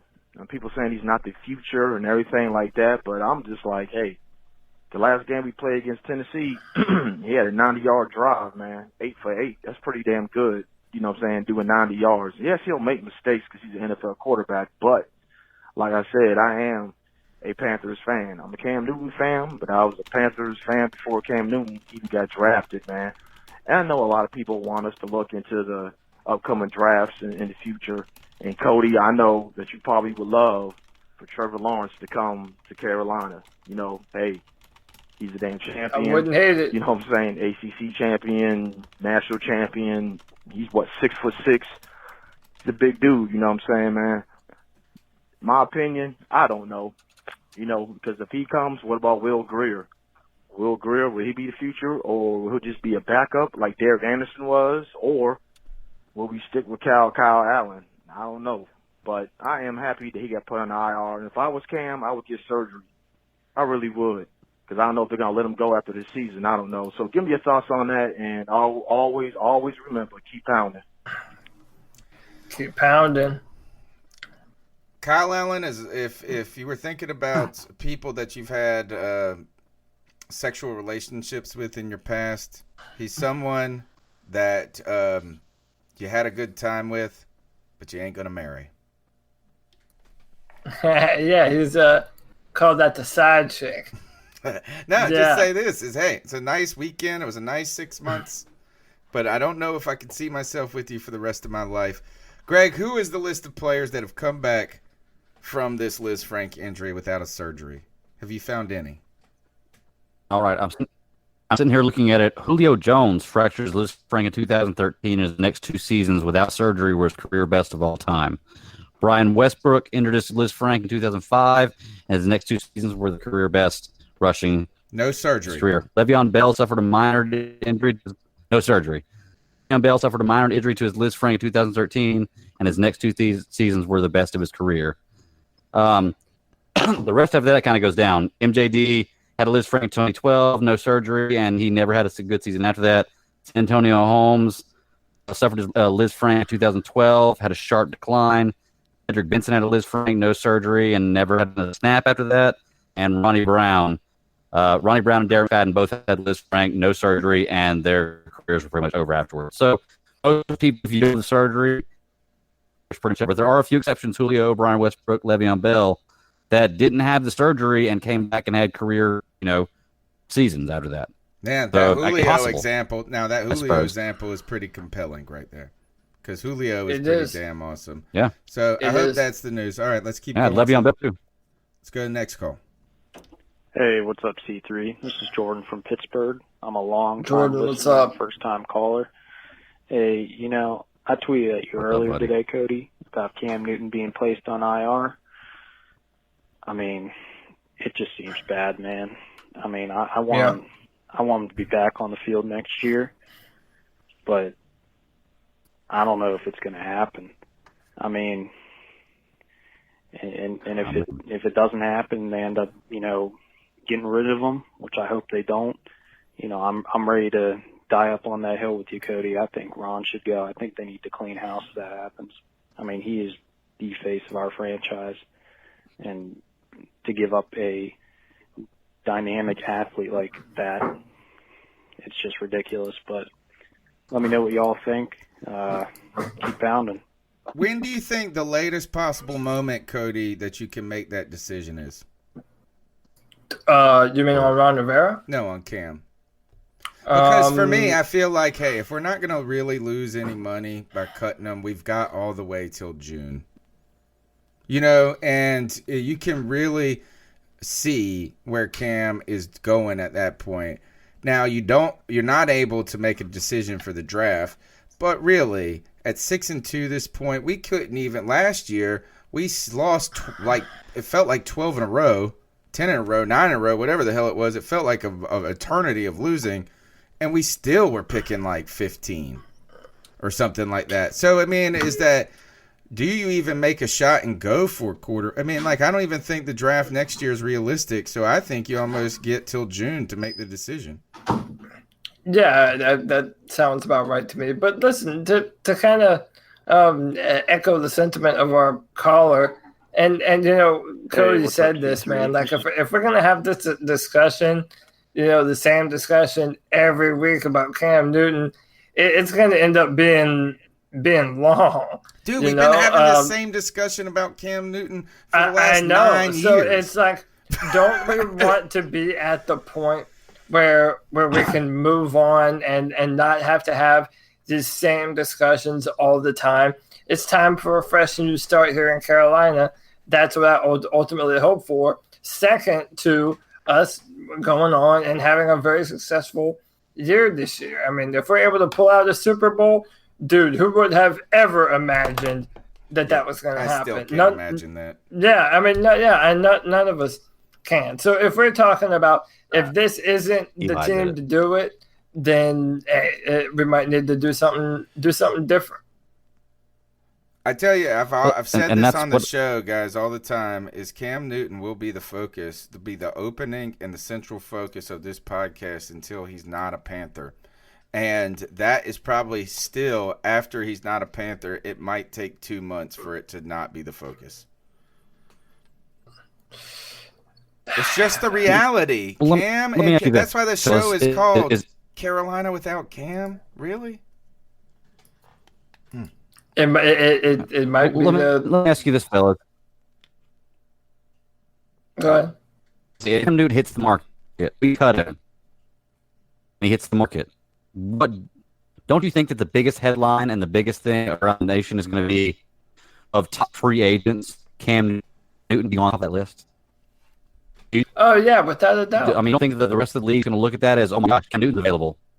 Yeah, because it's impossible to get a viable quarterback in free agency. People are getting excited when they get damn Ryan Fitzpatrick. But that's the same thing we said about Ron Rivera last year. The value. Oh, you're right about that. All right, next call. But I think even Ron Rivera would look. You can say what you want to, but okay. All right, Greg, you're breaking up, so come back and jump out and jump back in. And Cody, I'm gonna go. I need a liquor drink. I haven't had a drink all day today. I need one. Cover this call for me, Cody. Sure thing. Hi, what's up, CP3 family? This is Carl D. D. What's going on? Yeah, I have some news. For Cam Newton being out for the rest of the season, as much as I hate it, I think it's a good thing because the man is healthy. Now he should come back 100% fully healthy next year. And I think we have yet to see the best of Cam Newton. I think he has something to prove next year. So I'm excited about Cam returning. But I do have a gripe, guys. Cody, I know you're going to hate this as much as I do. I am so sick and tired of these outside guys like Fat Lock. And if the Panther fans don't know who Fat Lock is, it's Jason Whitlock. Fat Lock, yeah, Fat Lock. And get all them people on the panel, sorry ass Marcellus Wiley. Yeah. Guys who was talking about the Panthers should move on from Cam Newton and stuff, blah, blah, blah. Prisoners of the moment. Okay, they keep the one thing, and Reggie Bush, I think today was on there. And all of them ganged up on Reggie Bush. Bush was trying to explain to them, why are you going to move on from the guy that has with the resume of Cam Newton after not first giving him, seeing how good he can be when he's fully healthy. Right. But we're talking to a wall, and no one wants to hear that. They just were talking a bunch of nonsense. And that would be stupid of this staff. I mean, moving on from Cam Newton would be the dumbest thing that they would make. Without letting this man, when he's 100% next year, show if he still got it or not. And then, of course, I know Cal Kurtz, I know he said something. I don't even have to watch his shows to know he that put his 2 cents or something. I mean, it's just, stuff like that just pisses me off. If you don't know nothing of what goes on Carolina outside world, stay the hell out of Carolina business with your opinion, because you know shit. But anyway, that's my rant for this time. And guys, I will. All right. I think that's it. Hey, shout out to Carl, dude. Thank you for the call, man. Listen, I'm not a fan. I know that Greg watches Speak for Yourself. I'm a fan of Wiley and Whitlock sometime. But, I mean, yeah, listen, everyone has the same hypocritical opinion. I mean, if Cam Newton is good enough to play for the Bears, then why wouldn't he be good enough to play for the Panthers? But again, it's so incomplete right now, man. So much of this conversation is dependent upon how Kyle Allen finishes out the year for the Panthers. So as of right now, yeah, 100% it is. Because if we go 8-8, I mean, is there really going to be credence to hanging on to Kyle Allen? If it's an 8-8 team or 9-7, like, I mean, it goes back to the question: how long are we willing to accept mediocrity? Well, yeah, that's what I'm thinking. I don't know what I'm asking. What could he do? What does he have to do for you to say, you know what, we're okay with this for more than just a stopgap? But next call. Yo, what's up, guys? Here's my thing. Yeah. Go ahead, CK. Well, what I wanted to say is, so many people are writing Cam Newton off. My problem is, and I've made this point before, and I think it's so important for people to realize this, most every quarterback that you're going to consider a great quarterback, Peyton Manning, Drew Brees, Tom Brady, Eli Manning, all of these, they had their best years after 8 years in the league. So thank you. What we're assuming is that Cam Newton has this ceiling that he's already hit. When he was surpassing, take out his rushing yards, he was surpassing a lot of the stats that these greats were doing in their first 8 years, which were, by the way, their worst years. So you're saying that Cam Newton can't elevate beyond that? I think it's unfair to do that. And I'm telling you, I'm going to make a comparison here. And I think most people can probably agree with this comparison. Indianapolis Colts, after the shoulder or the neck surgery to Peyton Manning, let him go, moved on because they got a first, like the number 2 pick in the draft with Andrew Luck, right? So, or number 1 pick. And they were okay with that because Andrew Luck did, right? We're not going to have a number 2 pick. We're not going to have a number 1 pick this year. I agree. It's not going to happen. So we're going to end up moving on from Cam Newton. What if he goes to the Broncos and he does exactly what Peyton Manning did, which is just elevate that team to another level, like an incredible level. Like that team, when he went there, was one of the most dynamic offensive attacks that I think we've seen in NFL history because they were, I mean, he broke the plenty of records that year. Yeah, he threw 55 touchdowns. Only for 1 year. And for 1 year. After that, he was garbage. He was also like 40, though. No, he did it for 3 years. He did it for 3 years. The last year he was there is when he went downhill. He did it. And he won a Super Bowl that year. A long time. Yeah. Yeah. I think the year he went downhill. I think your point, CK, is that it's just premature to move on from Cam right at this moment with the information we got. It's premature. It's premature to assume he can't go get better than where he has been. I agree. Is that too many people are premature to prisoners make by that this assumption that and his put that tag career's on him. over. And there's been too many comparisons to him and Andrew Luck when it came to that, him and the shoulder, having to sit out the year. And I don't know if Cam Newton is ready for his story in the NFL to be done. I don't think it is. So, all right. I don't think so either, but it's damn hard to not draw comparisons. And I'll just add on, tack on a little bit to what CK was saying. Dude, all these assholes that think they have a crystal ball that can look into the future and they just know that Cam Newton is done. Like, dude, you don't know shit. You're basing that off of your own opinion on Cam Newton, just like we're basing it on our opinion of Cam Newton. No one knows what the future holds. We only know that when Cam Newton is healthy and is in control of the offense, we're one of the best teams in football. That's what we're hoping for. And if that doesn't happen, then, I mean, it's a tragedy. But and you mentioned the Broncos. Listen, someone that has been so complimentary of Cam Newton for years has been Bill Belichick. And now there's all this talk about Tom Brady. He's never beat him. But he's never beat Cam Newton. He did an interview where he talked about Cam Newton is the hardest quarterback to prepare for.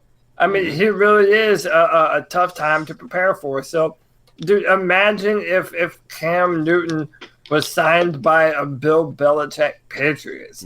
Like, I guarantee no one wants that to happen. No. Because that just furthers their dynasty a lot longer. Christina Aguilar, thank you for your support on the show, Christina. She says, come on, you guys. Cam does, and she could be talking to people in the chat room, too, because there's been a big fight in the chat room all night. But she says, come on, guys. Cam doesn't walk on water. He's not perfect. He's definitely dynamic and charismatic, but he hasn't been healthy for a while. All right, so agree. Right. All right, you know what? He's not perfect, but he is dynamic. He is and he hasn't been healthy for a while, but he's really been. It's hard to foresee a better option for the Carolina Panthers in the short term. Even if we say this, and I think Jeff Hodge goes back to it. You know what I would do is if he's healthy next year, you don't cut him, you keep him, and then you know what? You franchise tag him, and you make him really mad, and he can hold out then and do all of that. But boy, that's the best way. You get 2 years out of him, and if you think that that's time to part ways, then you do it that way. I think that would be kind of cold. You're saying you want to let him go and choose his team and stuff, Cody. I'm sitting here trying to make him a prisoner. I want to do right lock him up in my attic and love him. I want to do right by Cam Newton because we have done so wrong by him for such a long time.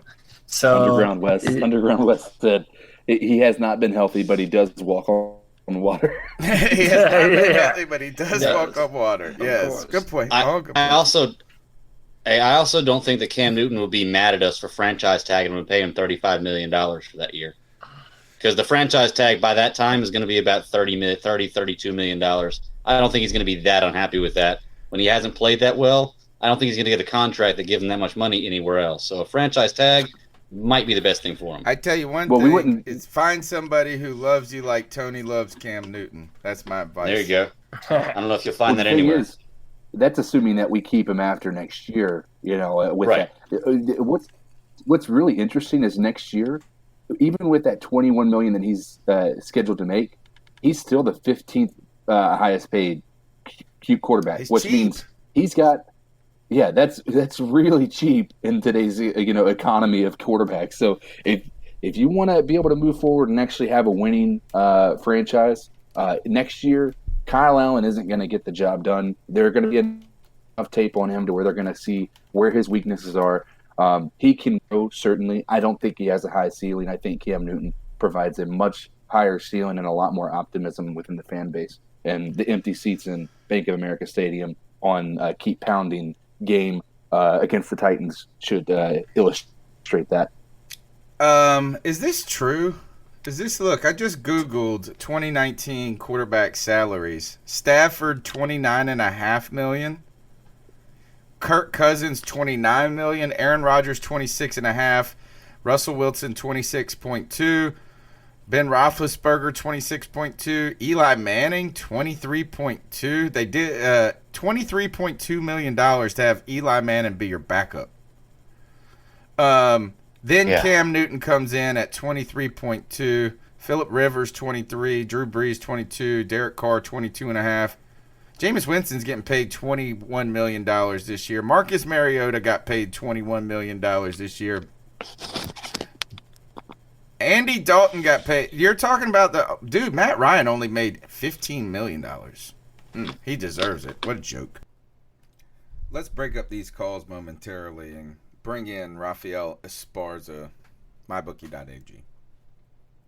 I'd like to welcome back Raphael Esparza, head odds maker for MyBookie.ag, the place where you can go bet on NFL, PGA, NASCAR, soccer, the place you play, you win, you get paid.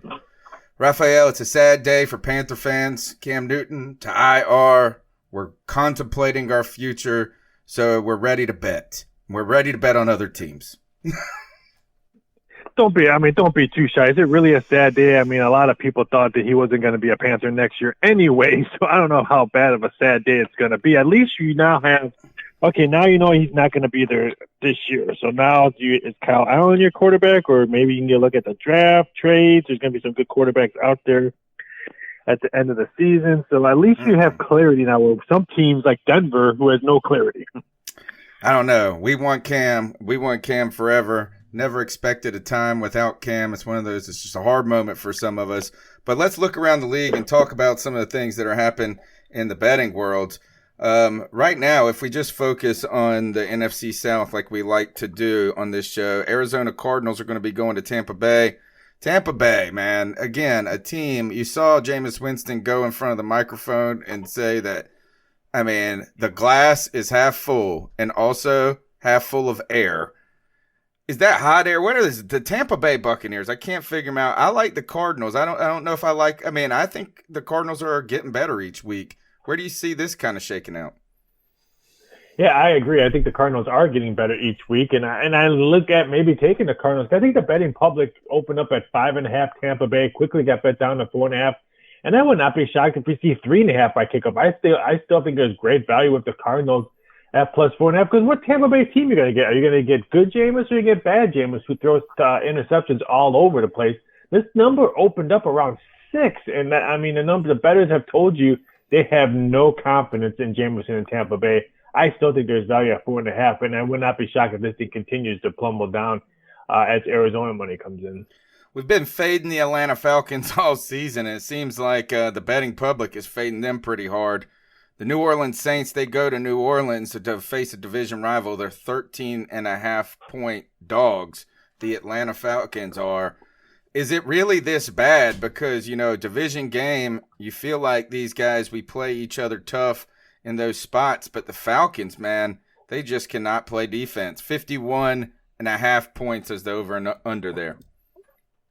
If the Saints don't blow them up by 14 points or more, they deserve a half a loss on their record, because the Atlanta Falcons are horrible. Not only are they 1-7, they're 2-6 against the spread, and the Saints are 6-2 against the spread with a 7-1 record. They can easily win their next 4 games and cinch up that division, because they still have to play you guys twice. They still have to play the Buccaneers.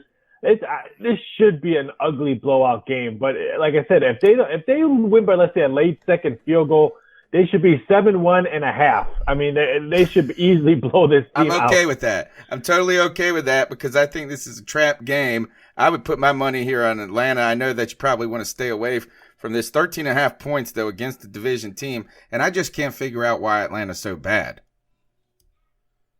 Yeah, it is a division team. Both are coming off 5 weeks. But what has Atlanta showed you all season long, especially at home? They've given up over, 62 points the last 2 home games. They lost to Arizona on the road. They lost to Houston bad on the road, 53-32. I just don't want to put my hard-earned money on Atlanta Falcons. I'd rather tell my wife to continue to shop on Amazon and tell her to bet the Atlanta Falcons. All right, let's see. With the Panthers, the Panthers are going to Green Bay. It's a tough matchup. Only 5-point dogs. I guess that that number is where it's at because of the performance of Green Bay last week, correct? Yeah, if Green Bay wins, let's say Green Bay blows out the Chargers. This is a solid 7. So I think you're getting value with Green Bay here. I'm sorry, Panther fans who are listening to me. I love you guys. But getting the Aaron Rodgers at home -5, I think it's a steal because maybe Aaron Rodgers and the Packers said that, hey, maybe they were too busy reading the limelights, reading all their press clippings saying that they were going to blow out the Chargers. They knew the Green Bay fans were going to outduel the Charger fans in L.A. This is a nice spot. I'm going to wait to see if this number comes down because it is that some shops have 4.5 and 5 on Green Bay. The money's coming in on Carolina. I'm going to be very interested because let's see, Carolina is what 5 out of 6. Their only bad hiccup was against an undefeated team, the 49ers, that have a defense all over the place. This is a make or break game for both teams. If Carolina has another dud, then are they legit? If Green Bay has a dud, okay, maybe back-to-back losses. Maybe we need to step back, and Aaron Rodgers is not the greatest thing than sliced bread. Well, he is the greatest thing since Cam Newton because Cam Newton's the best thing since sliced bread. But I would have a hard time betting against Green Bay in Green Bay with that's a hard bet. Like you said about you wouldn't let your wife bet the Atlanta Falcons. I don't know if I'd let my wife bet the Carolina Panthers this week because of that. I think Green Bay sobers up in the cold weather. They were enjoying the warm weather in L.A. too much. They get back to cold, and I hope the Panthers contend. I wonder, what do you think about this? Where do you see the 47 number at? Is there any is this the play that maybe, because if you're worried about the Panthers trying to cover that number, do you see the over hitting here, or do these two defenses tighten up? Why not? Carolina's cashed 4 straight over tickets. They're 2 big wins. Tennessee scored 30 points. Tampa Bay has scored 30 points. Jacksonville has scored over 30 points. So why not take the over on that? Because you figure if Carolina needs to beat the best mustache in the game, dating Danica Patrick, then you need to score points against Green Bay. So, yeah, and even Green Bay have scored, I think, 4 of their last 6 games have gone over the total. So, I thought the total was a tad low as myself. I made this total 48.5.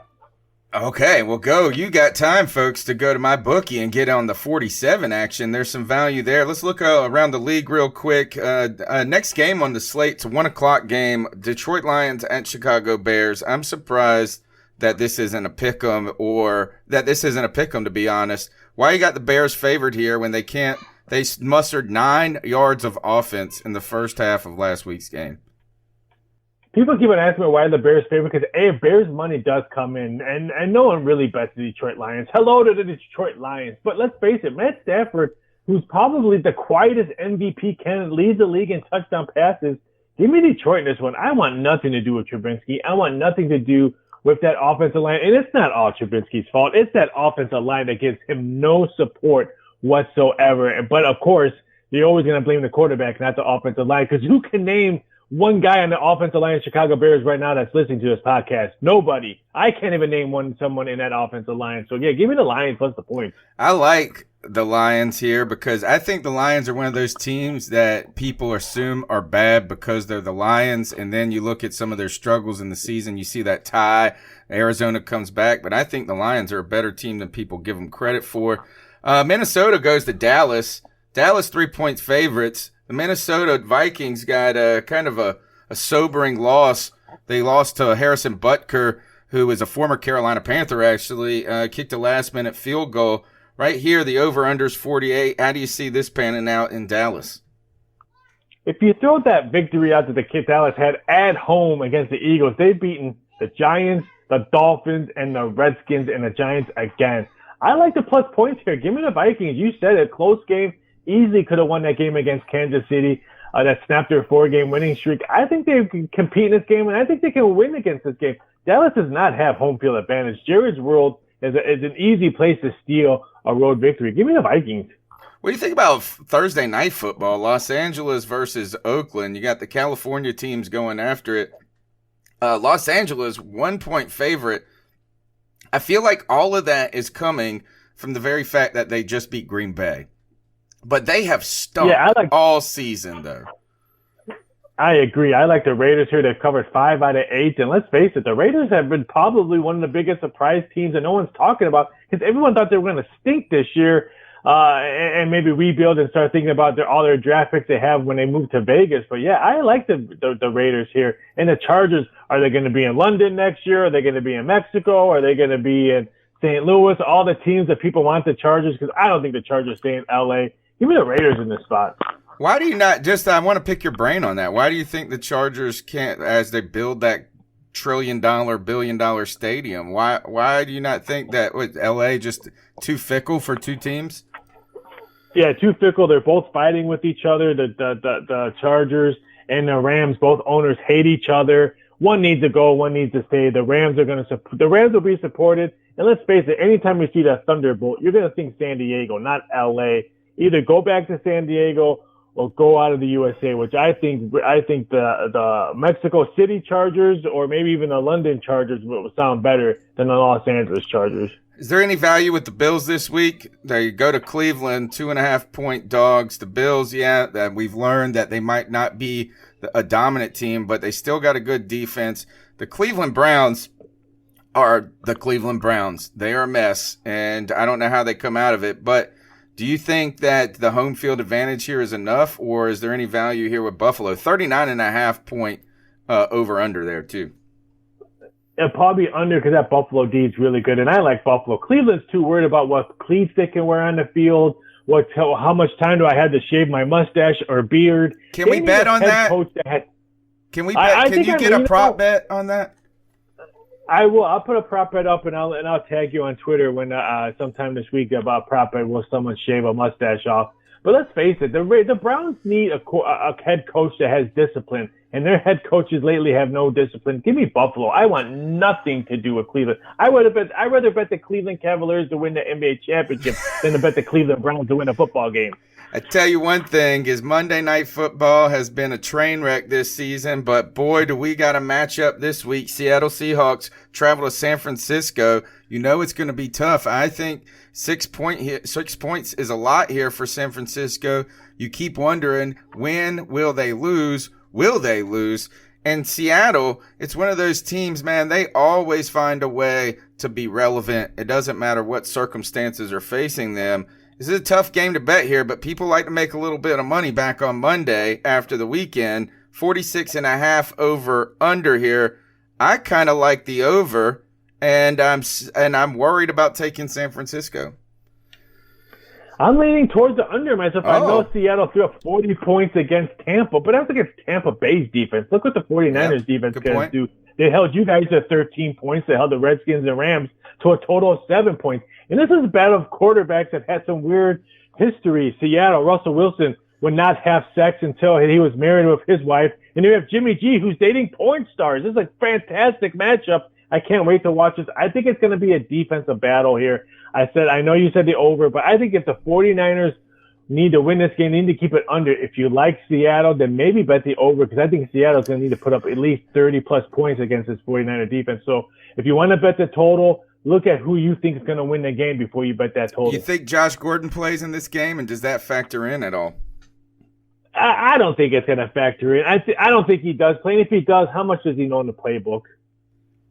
Well, run to the end zone and let Russell Wilson throw a prayer up to God, and it will be answered for sure. That's my thought. He's a very fortunate soul, and maybe it is that moral plane that he was on. All right, Raphael, let's turn this. Is one question here. The Carolina Hurricanes are in Philadelphia right here. What is the no goal? Philadelphia scored a goal already. Isn't that what people like to take? Tell us about the first period bet you can make. A lot of people like to make usually on hockey games. Yeah, I mean, this year a lot of good money has been going on the first half or first quarter goal or first half or quarter. First goal to be scored in 10 minutes. A lot of them, San Jose's really good bet. The Vegas Golden Knights are really good bet. The first team to score in 10 minutes. I mean, everyone's been betting more prop bets in NHL than betting the game itself. So prop betting has been really, really big so far to start off the NHL season. I think it's going to be probably the way it is, because let's face it, the NHL is probably the fourth least bet sport when it comes to Power 4 in football. Of course, it's football at 1, NBA number 2, college basketball number 3, and sometimes golf and UFC have more action than NHL season does on that day. So we love to see any kind of action in NHL. So good action, bad action is better than no action. What'd you guys have the line for the Charlotte Hornets tonight? By the way, they covered that Sacramento Kings game and just straight out won it last week that we talked about. Yeah, that was interesting. Charlotte was a 2.5-point home favorite against Indiana. Last time I checked, Indiana was up big, double digits so far. Indiana's going to be a very interesting team. I think they're going to be an uprising team when they get Oladipo back. But let's face it, Charlotte's looking at the NBA draft. Yep. All right. Great stuff, Raphael. Tell them where they can go to safely bet and be part of the America's most trusted bookie site. Go over to MyBookie.ag, get that 100% sign-up bonus. We have MAC action starting tonight, Wednesday, Thursday football. We have football every day this week right now. We have a Tuesday, Wednesday, Thursday, Friday, Saturday, Sunday, Monday. What a great way to ignore the loved ones and just watch football. College basketball tipped off today, late action going tonight. This is a great time to sign up over at MyBookie. Don't forget to use the promo code OVERTIME. That's the promo code OVERTIME. Raphael, we'll catch up with you next week, man. Take it easy. Have a fantastic week. All right, next call. I got a little analogy for you, okay? Say you're a manager, okay, anywhere. Doesn't really freaking matter where, all right? Popeyes. You're responsible for your employees, right? You have to make sure that they do not only their job, but they're showing up to work ready to perform the way that they should be. They aren't showing up drunk. They aren't showing up hurt, or they aren't going to do something that's going to jeopardize the company, right? Well, how is this any different than Ron being head coach?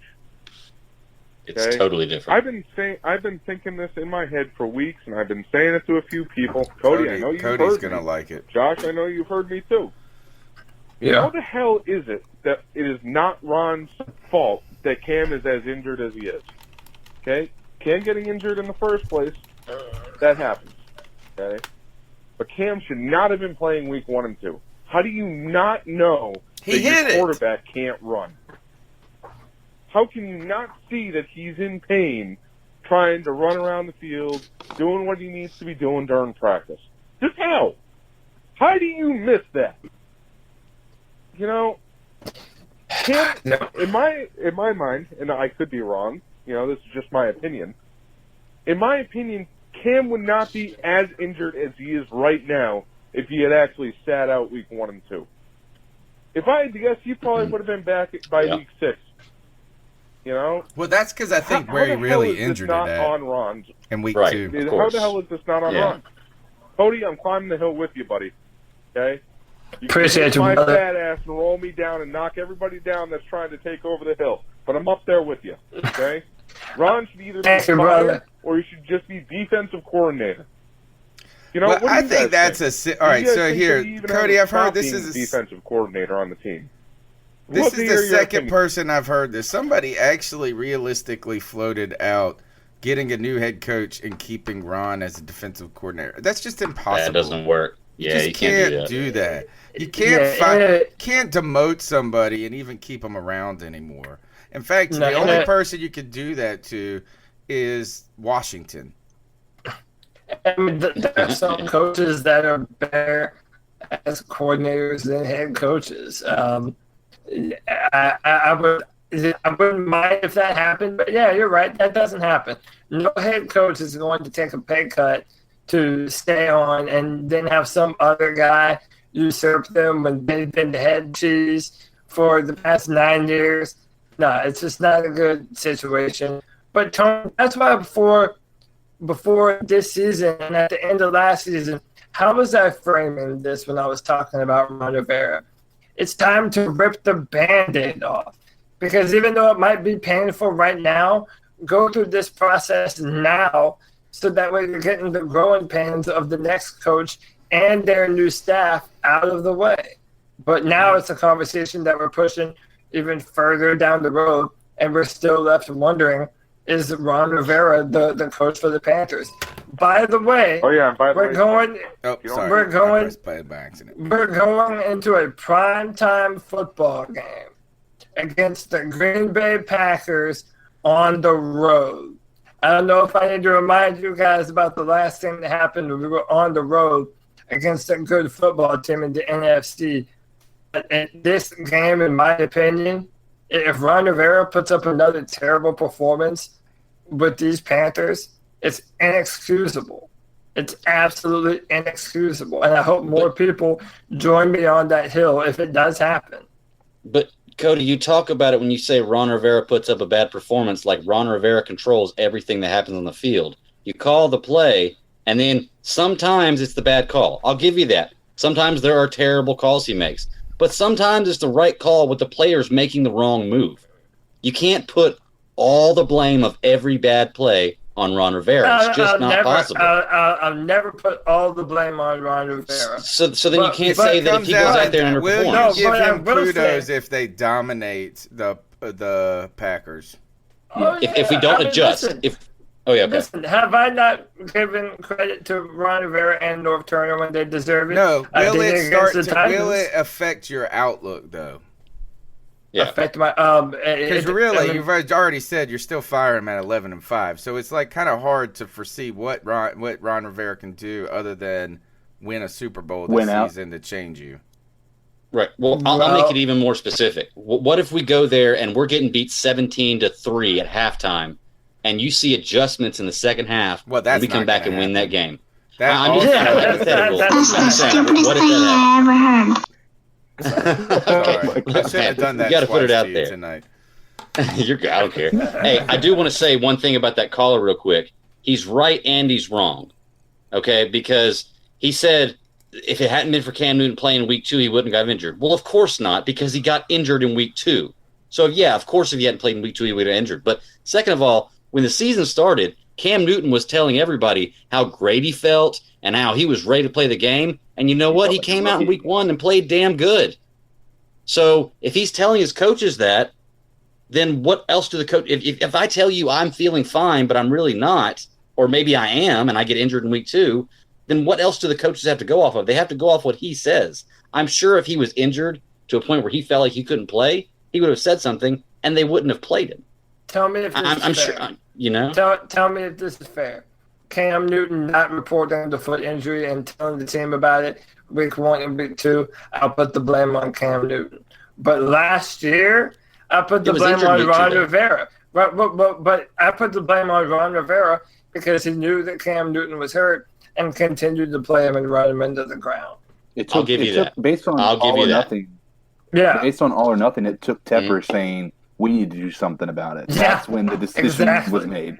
I mean, right.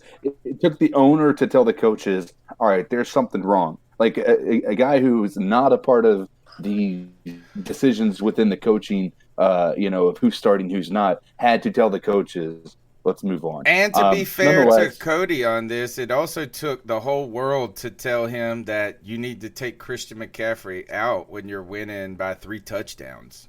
And then guess what? Like, it took the whole world pointing the obvious out that you're winning. And the one guy who's been the bright spot of your team is unnecessarily out there.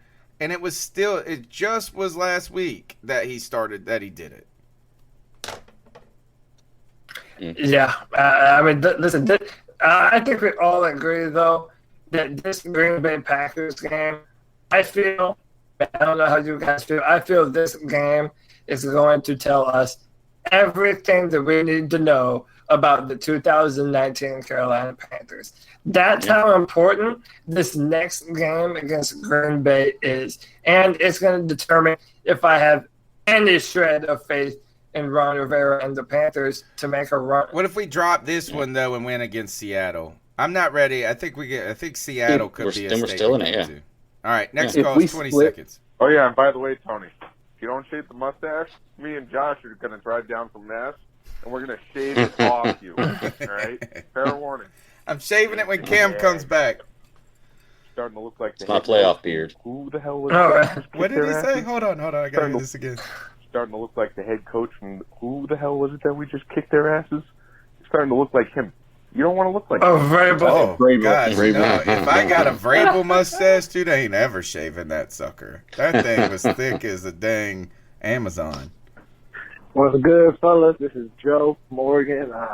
I just got off work, about to go home. What's up, Joe? Fat ass joint. It's Cam Newton news, man. Got me in my emotions because I just know that he's not gonna be back next year. I'll pray, unless Kyle Allen just stinks it up for the rest of the year. But I think we're gonna listen to the media.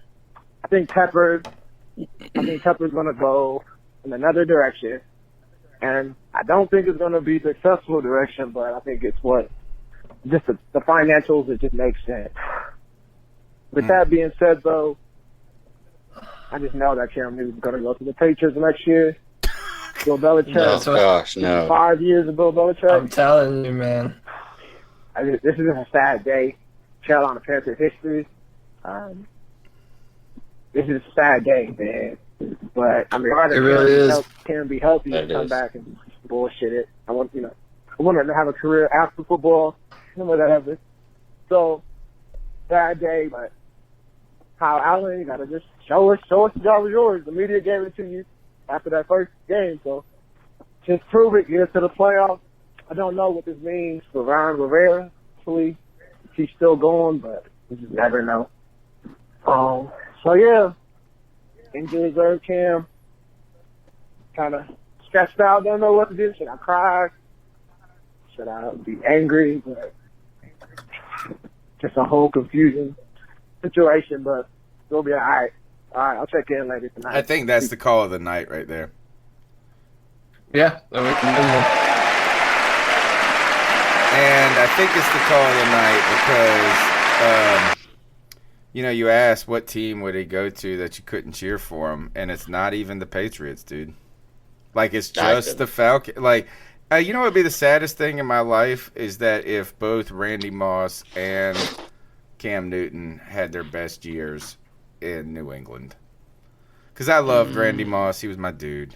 He was my dude, man. Good gosh. Great call. Thank you. Let me see if this thing. Hey, guys. This is Michael Hart in Greenville, South Carolina. Oh, what's up, Michael? I'm sure you guys are in the chat room. And I understand that. So I thought I'd just chime in. I'll try to keep this short. This whole everything we've been talking about, it seems to have divided the fan base a good bit. I've never seen anything like this before with our fan base. Room. But I'm on the Keep Cam train. I'd like to think the majority of the fan base is. But for those who aren't, it almost seems like people have forgotten what healthy Cam can do and what he's done for us. We've only seen hurt Cam since that Pittsburgh game, and it's like people just forgot what he did before that. Amen. And maybe part of that's his fault for playing through some injuries. He's competitive to a fault. That's who he is, and honestly, I kind of like that about him. And even though it's a little irresponsible, and hindsight's 20/20 or 50/50 or whatever, but we're only discussing this injured Cam. It seems like, and we're just assuming that he's not going to get healthy again. Why do we take a chance like that? We're never going to have another Cam. Like, this is it, and maybe. At the very least, he deserves one last shot. Just one more shot. Let's let him get healthy for next year, restructure whatever we have to with the contract. But his career kind of deserves a Hail Mary, if nothing else. You try to win a game at the end. 100%. It probably might not work, but it might get intercepted or it might work. And at the very least, you don't want to take a knee and let him go out this way. This feels like Steve Smith all over again, where I wish we could have done it differently and we have a chance to just let him go out on top, or at least have a chance to go out on top. He's given everything for this team, and if nothing else, I really think he deserves it. Let me know what you guys think. Thanks for taking my call. Keep pounding. Take it, Cody. I agree. Yeah, I mean, the Hail Mary, it's sad that it's even come to this. But yeah, man, that's what it is. I feel like a broken record, dude. After everything Cam Newton has done for the team, after he has shouldered the offense for years and had to make magic, yeah, Cam Newton deserves a chance to be healthy with these offensive weapons around him. I don't know what else to say. It needs to happen. He deserves a chance to prove that he is still the guy. And if it can't, then we're going to find out pretty soon, and we'll know that it's time to move on. But right now, we don't have enough evidence to know that it's time to move on. All right. Next call. What? Hey guys, Josh from Mass, and well, we've all heard it at this point. Cam's on IR, probably done for the season. And honestly, I think even if there's been some of the rumblings, well, IR is 8 weeks, and 8 weeks is the start of the playoffs. And it's like, okay, so even if we do make the playoffs, do we really want to drag that man out there at that point?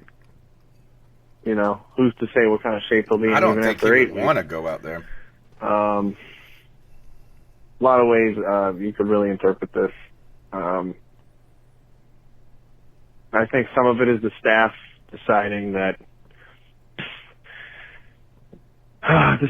maybe this season, despite the position we're in, we're 5-3. We're not a terrible team. We're not a great team. We're a middle of the road team. I think some of it could be that they're just deciding, let it roll with what we've got right now, and let's see what happens,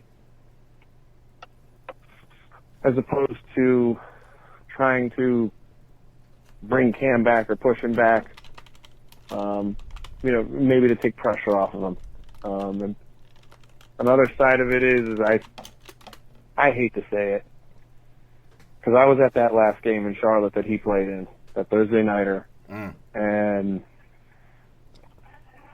aside from the fact that he didn't look like himself, there was a vibe. There was a vibe to that game. A vibe that felt a whole lot like the game I went to last season, where it was Thomas Davis's last home game in a Panthers uniform. It was Ryan Khalil's last Panthers game. Julius Peppers, his last home game as a Panther. And Thomas Davis' last I hate game, to say it, but it felt like the end for a little while. And it sucks to say that, because this is a man who since he came into the league, since he came to this team, has been like the torch, the light of Panther Nation, the heart of Panther Nation in so many ways. Giving footballs to kids, all the charity work he does with kids, the dancing and the dabbing and the celebration on the field and the charisma, and to think that might be closer to the end than it is to the beginning it's rough. That is. Mm-hmm. Here's real part. damn rough. I do want to comment on that. I think he's got a part. I'm going to call back. He calls back. Josh from Mass, thanks first of all for your support of the show always, and for being a great Panther fan. And I think that's been the hardest part for me, is to contemplate. I never really had to ever consider a Carolina Panthers team without Cam Newton for the last 10 years or 9 years or whatever, be technical about it. The last decade, I just assumed, and in fact, I said it before this season started, is I wouldn't mind if in 2044 Cam Newton was still our quarterback. So that's the sad part, is to think about someone who is so beloved and has meant so much to us just as fans, from where Cody's love of football is reinvigorated to, I bought his jersey before he played a down for the Carolina Panthers, who brought excitement to the team. And also, let's be honest, the only superstar Charlotte has ever had in any sport. Alonzo Mourning is close. Maybe Alonzo Mourning. But I can't think of a real superstar. Maybe Julius Peppers, but it's still hard to put him in the same excitement category as a Cam Newton and how much he's meant for a team. So if it is the end of an era, it's a sad, sad moment for a lot of us. And that's why we're so probably defensive of Cam. And you know what? We've been defending Cam since the beginning. That's what the irritating part about this is now it's time to have a real-ass conversation about Cam and his future. But we've been having this stupid effing conversation since 2011. With all... So why... Yeah. That's why we get defensive and irritated with the Cam haters, because they've been there even when he's been great. Or they shut the hell up. They be real quiet when Cam Newton's out there making things happen. But the first damn thing that goes, that errant pass, they're all out after him. And so that's why we're defensive and irritated, I think. Last call of the night. Yeah. Hey, Josh again. So yeah, it's painful to think of it being the last hurrah. Like, this is it, because the last hurrah wasn't much of a hurrah. It's been kind of a season-long, to this point, car accident that's just going in slow motion because we only get so much information. You know, I think there's some big shakeups coming to this organization. I hate to say it, but I think we're going to see Ron and Norm and all that. We're gonna see a shift. I think them two are gone. I think the whole Cody's staff got is a gone. spot for his lieutenant. I'm really getting the vibe that, you know, Tepper's either looking to start over next year with a new man and let Cam ride it out and see what he can do, or he's just going to full sail, burn the house down, get the insurance money and build himself a new house. You know, it's hard to argue with Cam's cap hit next year. It really is. It's a lot of money that we could certainly put into places. We've got damn near half our starting defense is either due to be re-signed or be a free agent or whatever. So I don't want it to be that. Let me be frank. I don't want this to be the end. Don't be I'd Liz like Frank. to think it's the last I said, let's be frank. You know, coaching staff is gone, and Tepper's just like told Marty, "You're staying, but you need to do the right thing when it comes to Cam. You need to do right by Cam. Put him on IR. And you know what? Let Ron and co. prove themselves. I mean, really prove themselves. You know, there will be no Cam Newton saving careers or jobs here. There will be none of that. This is, you've put together a nice little body of work in his absence. Let's see if you can keep doing it. And if you can keep doing it, then maybe, just maybe, Tepper will become a believer. But me personally, I'm still willing to die on that hill. And that's not the only hill I'm willing to die on. I'm willing to die on the hill that Ron Rivera needs to go, and so does most of the current staff, because I feel like it's just not enough to get us over that last hump. I'm telling you, man, I've got but I'm also willing to followers, die on dude. the hill that Tony needs to just shave that mustache, man. Come on, man. You're doing yourself no favors. Keep pounding. Just go full beard, man. We'll make it through. Dude, I can't even grow a full mustache, let alone a full beard. Cody just deployed the Massachusetts Minutemen on Breeds Hill, because that's really where the battle occurred, was Breeds Hill, not Bunkers Hill. Cody and Josh, the leader of the Massachusetts militiamen, dug in on the hill, deploying their troops after Ron Rivera. And hey, you know what the hill represents? High ground. Sun Tzu is the art of war, baby. If you want to win, you take the high ground. And I'm on the hill. I believe I'm right. Like I said, hope I'm wrong. I don't think I am. And I think you guys know I'm right, too. So It's turning into Hamburger Hill, Cody. Oh, God. It is. Like, that's what's happening. It's turning into everybody, Hamburger Hill, that's man. just- Like, I feel like I'm getting massacred on it, trying to climb it. Everybody is just dying. Trying to up take there. it. Even Yeah, look, we are exactly. we're eating. Even Cam Newton died on the hill. Yeah, everybody. Anybody who tries to take that hill is dying right now. No one lives at the end of this. It's like no one lives. It is what we hope, Cody, is that you don't have a Pyrrhic victory. You want to pull out some old school war references. Pyrrhic victory. That's when you win what you get, but you don't get what you want. All right, that's the C3 Panthers podcast. Let's go ahead and get out of here. Let's quickly make the picks. Panthers on the road in Green Bay. They're 5-point dogs. You can bet it at MyBookie.ag. Use promo code OVERTIME. Guys, did Panthers pull this out on the road? CK, you start. CK's the only. Is he still here? See what? This week you picked the Panthers?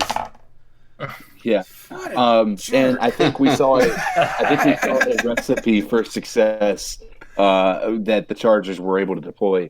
So I think you add that to the fact that our secondaries played very well. I'm slightly concerned about Bradbury. Was he got a groin issue? Yeah, and they said that's the only concern they have is Bradbury's injury right now. So even Brandon if they Herbert's in the way concerned about his play. what they said, the only thing that I think that indicates that Bradbury may be out is that Ron has been talking about he's confident in Cockrell filling in, which means that he's already considering that to be the possibility. So we'll find out. But aside from that, if Bradbury's out, I think we could be in for a long day, because that mixed with our lack of a run defense and the fact that Aaron Jones is very deadly out of the backfield catching the ball as well, it can make for a long day. But right now, because we saw the method to get the win, I think the Panthers pull it out, not by much, but by 3 points. I'm going to say 28-25. Y'all poo-pooed my desire to get Patrick Peterson from the Arizona Cardinals. Wouldn't be so bad right now, would it? We'll see. Hey, if we're going to trade Cam Newton for freaking whatever. It's all hypothetical. I told you I didn't want to do it. I'm just putting it out there in conversation. I was saying I really want this. All right, Greg, who you got in this game? I'm with CK. I'm going with the Panthers, and my reasoning is, and Tony, you're not going to like this, but I know I bet you a 12-pack that the Packers weren't going to win their division. I still think they're not going to, and there's a reason for that. Go back and look at the stats. Aaron Rodgers had 2 really good games this year. Other than those 2 really good games, he's played about as good as Kyle Allen has all year. People are going to hate me for that, but go back and look at the stats. Who's winning? He's played about as good as the Panthers. No, who's winning the division, the NFC North? If they the Vikings. They have an all-around. They have a way better roster. They have a way better roster than the Packers. I've been way on the Vikings train all year, and guess what? They're just going to let you down. You're probably right, but I got to win that 12-pack from you. So, Cody, I'm going to steal your thunder here. Is I'm going against the Panthers. Oh, so you just know that you know what I'm going to do? No, I'm just trying to interject before you. You're the star, dude. You're the star. I had to wear this hat and grow this mustache to try to keep up with you. I'm picking the Green Bay Packers on this one, and the reason being is I think that they're sobered by the cold weather of returning back to Green Bay, and they realize they let a easy opportunity slip through their hands with the Los Angeles Chargers. I do want the Panthers to win. Do I think it's impossible for them to win? No. But you know what? We haven't had a tremendous amount of success on the road in Green Bay in our past. True. Yeah, no, we sure haven't. I'm picking the Packers. I know I hate it. I rarely pick against the Panthers, but it's a lot easier when we don't have my savior, Cam Newton. It is a lot easier. And yeah, Tony Dunn, you do know me a little bit too well, because I am taking the Green Bay Packers in this matchup. I think that it's going to be a close match right up until halftime, but then Green Bay will make adjustments, and we won't. I've got 37-21 Green Bay. Oh. Did Green Bay make adjustments against the Chargers? Say it one more time. Did Green Bay make adjustments against the Chargers? They sure didn't. And they didn't against the Lions either. They should have lost that game against the Lions if the refs didn't save them. So they they got Matt just like Carolina. They've got a new head coach. I think Aaron Rodgers runs that offense from the line of scrimmage, and that's bad for him when it comes to Luke Kuechly. Right.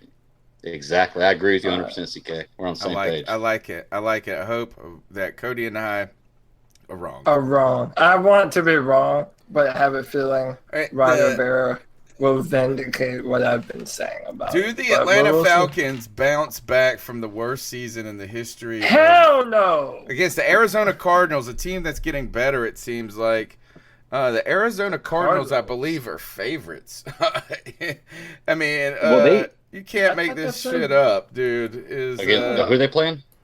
It is. It's Tampa. It's Tampa. Excuse me. It's Tampa. It's Arizona against Tampa.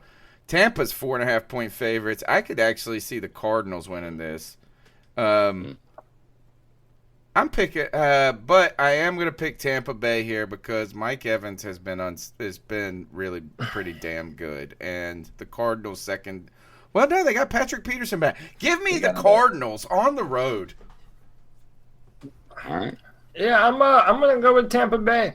I think Tampa Bay's offense is starting to gel a little bit. Starting to. Yeah, I'll say 27, They've been 20 putting points up. They just can't stop. Been putting up like 40 points a game. Yeah. I'll say 32-27 Tampa Bay. CK? I'm gonna take the Cardinals here. Jameis Winston had a really good game last week, so we know that doesn't go week to week. So we're gonna say he's gonna have a really bad game this week against the Cardinals. Plus the Cardinals, who just played the 49ers and only lost by 3 points. We lost by over 30. I'm just saying it seems they're getting their stuff together. I think you got some good money on the Cardinals here. 4.5-point dogs on the road, and a team that's getting better and better each week. Greg, who you got?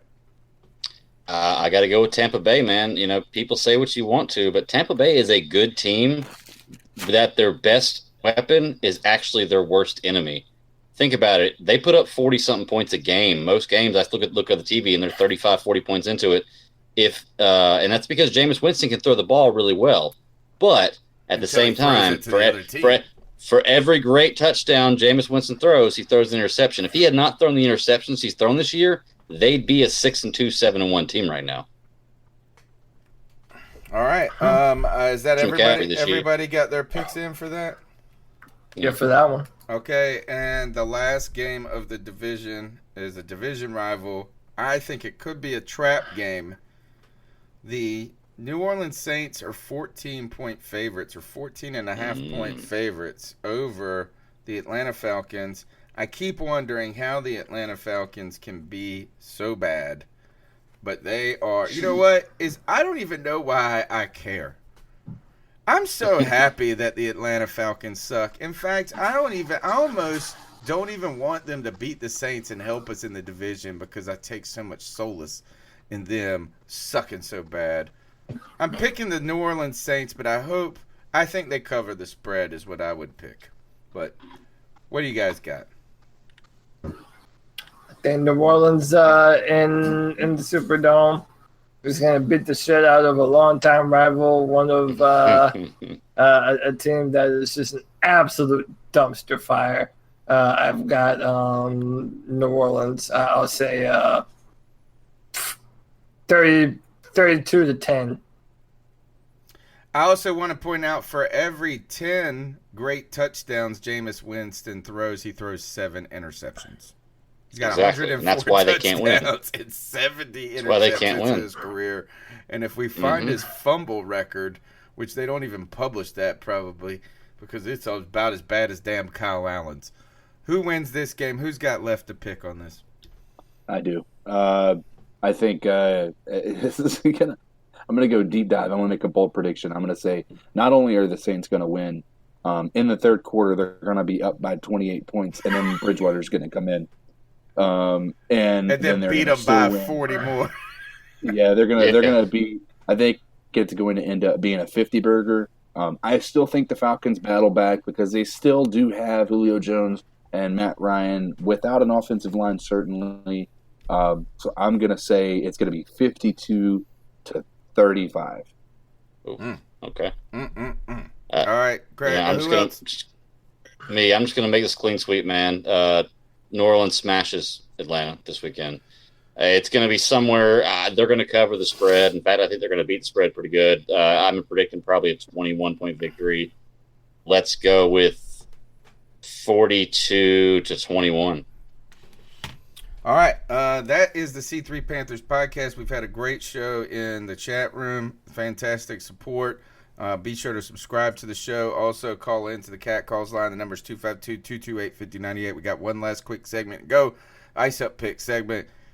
Cody, you ready for an Ice Up? No. Come back to me. Right. I'll have it in just a second. Who's got theirs? No one? Me. Oh, go. I got mine. Go. All right.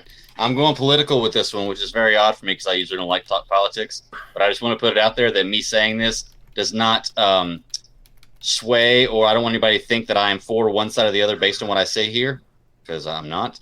But I'm icing up Joe Biden I don't know if you guys saw this article the other day, but Joe Biden had a speech in Iowa where the entire speech he is facing the wrong direction. Shut up.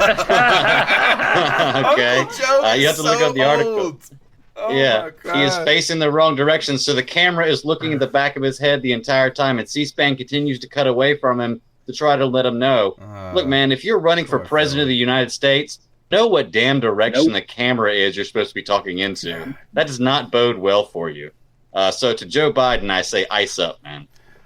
I wanted to kind of ice up. I don't want to ice up Trump because it's just like a weekly ice up, I feel. Did you see the... that's low-hanging fruit, though, man. Did you see the Jimmy Kimmel clip where they mashed up the speeches between when we killed Osama bin Laden versus when we got this last dude, the baggy, whatever his name is? And it was like Trump had a 48-minute speech about it. And he also said that nobody ever gives me any credit. We came in through. They didn't go in through the front door. Or you expect them to go in. It was so ridiculous. My ice up pick though goes to these two cats that broke out of jail: Santos Fonseca and Jonathan Salazar. I don't know which one is which, to be honest. Maybe I can figure that out. But cats broke out of jail in California in like a maximum security prison. And they were able to get out through some construction stuff and get out. But these dumbasses, or this guy, has a freaking face tattoo with a P. He's got a big P on his cheek. And if there's ever a time you regret a face tattoo other than the day you got it and every day of your life, it's when you're on the run from the law and you've escaped prison and you're trying to hide and you're like, hey, you're that dude with a P on his face. Call the does that stand for police? Because I'm calling them. You, dude. Gosh, that's like a serial killer going to Ancestry.com, bro. Just stupid. I said that is pretty dumb. Am I the last one to go? CK's got one. No, CK don't ever got ice nobody up. We gotta get you to start getting angry at society, CK. Why don't you ice up people that pay their bills on time, CK? How about that? That's a debt collector. You think I should, job security. But yeah, job security. All right, so Cody, what you got? So this is a little older now, but this is something that happened before Drew Brees came back. There's an NFL social media account called The Check Down, and they created a parody letter for Drew Brees' comeback before it was supposed to happen. Well, apparently Adam Schefter didn't realize this because he posted that Drew Brees was coming back and the team had said, I'm back and all of this. He said what the Check Down had mentioned verbatim and ran with that as an official story, even though under the official Twitter account, it says, just to clarify, this is not an official statement from the team. And yet Adam Schefter still put that out. So it happens to the best of us. Yeah, I kind of feel bad for him almost. But hey, it happens. But to Adam Schefter, you're supposed to be one of the most reliable bad for that sources in the biz. Tips. It's true. Well, then fine. To you, said. Adam Schefter, yeah, I suck. All right. You listen to Like the that Office Panthers reference. podcast. Every Tuesday night, we talk about the Panthers for an unbearable amount of time. Guys, my name's Tony Dunn. You can follow me on Twitter at @cat_chronicles. Cody, where can they get after you? At Cody Lax, CODYLAC. Next week, after we do the show, there will be a brand new mock draft on drafttech.com with comments for the Carolina Panthers and the Houston Texans. And that's about it. Just hit me up. Greg, you got a great podcast. I listen to it all the time. Tell them where they can find you and talk about nerd stuff. Thank you, Tony. You can find me at the Bad Daddy 52 on Twitter, and you can also talk to me through my other show at SCS Podcast 1. It's the Super Civil Service Podcast. Hit me up. CK, I know that you've got the most raginest Twitter account in the world. Oh, in fact, I'm about to check it right now. You're big 100, right? So here's the thing. Today I came into the show with 99 followers, right? Yes. While we were talking to the guys over there at First and Goal or whatever it was, I followed them on Twitter. They immediately followed me back. I'm officially over 100, boys. Yeah, there we go. 102. Breaking that century mark. There we go. Give him the clap, Tony. At Codizzle like Allen. At Codizzle Follow Allen. this guy. There you go. All right, follow him. Look, we're going to be at the game in a couple weeks. Guys, let's get the hell out of here. Peace and love. Hey, keep pounding, everybody. Adios. Thanks to all the people in the chat room who unbearably hang out with us till the end. Thank you. You guys are better than we are. You're so cool. Hey, what do you think the odds are that Cam Newton just happens to come by this? He watches every week, man. He told me. For sure. You know what? Is that he might be a little weirded out how much I'm into him. Yeah, but let me ask you, wouldn't you think that would be a really good pick me up? I think he probably listens to our podcast while he's on that treadmill in the mornings. I think he should make me his own what is that, Peloton instructor? Yeah, the instructor. Go, Cam! I believe in you. Push it to the end. Why you got a beer in your hand? Yeah, exactly. All right, I'm done, guys. All right, gentlemen, y'all have a good night. Good night, fellas. I'll talk to you tomorrow. Peace. Jake Knapp is the inventor of the Design Sprint and the New York Times bestselling author of the book Sprint. He's also the co-founder of Character, a venture fund for early-stage startups. How and why did you start using Miro? I came from this position of thinking, I don't want to be doing stuff online, to thinking now when I do a sprint in person with a company, it's like, we're going to use Miro, even though we're all in the same room, because that's a better way for us to get this work done. As an investor, we're basically investing in their ability to solve problems. We're saying, we think this group of people is going to be able to solve a problem in a really great way and create value by doing it. And actually, you need to give people the tools that can help them make decisions, help them collaborate, help them visualize and see things in a different way. And Miro does all those things. So to me, at least as an investor, I'm thinking, give the team the tools that are going to help them think, that are going to make the most, brighten their skills as smart folks. And Miro is at the top of that list for me.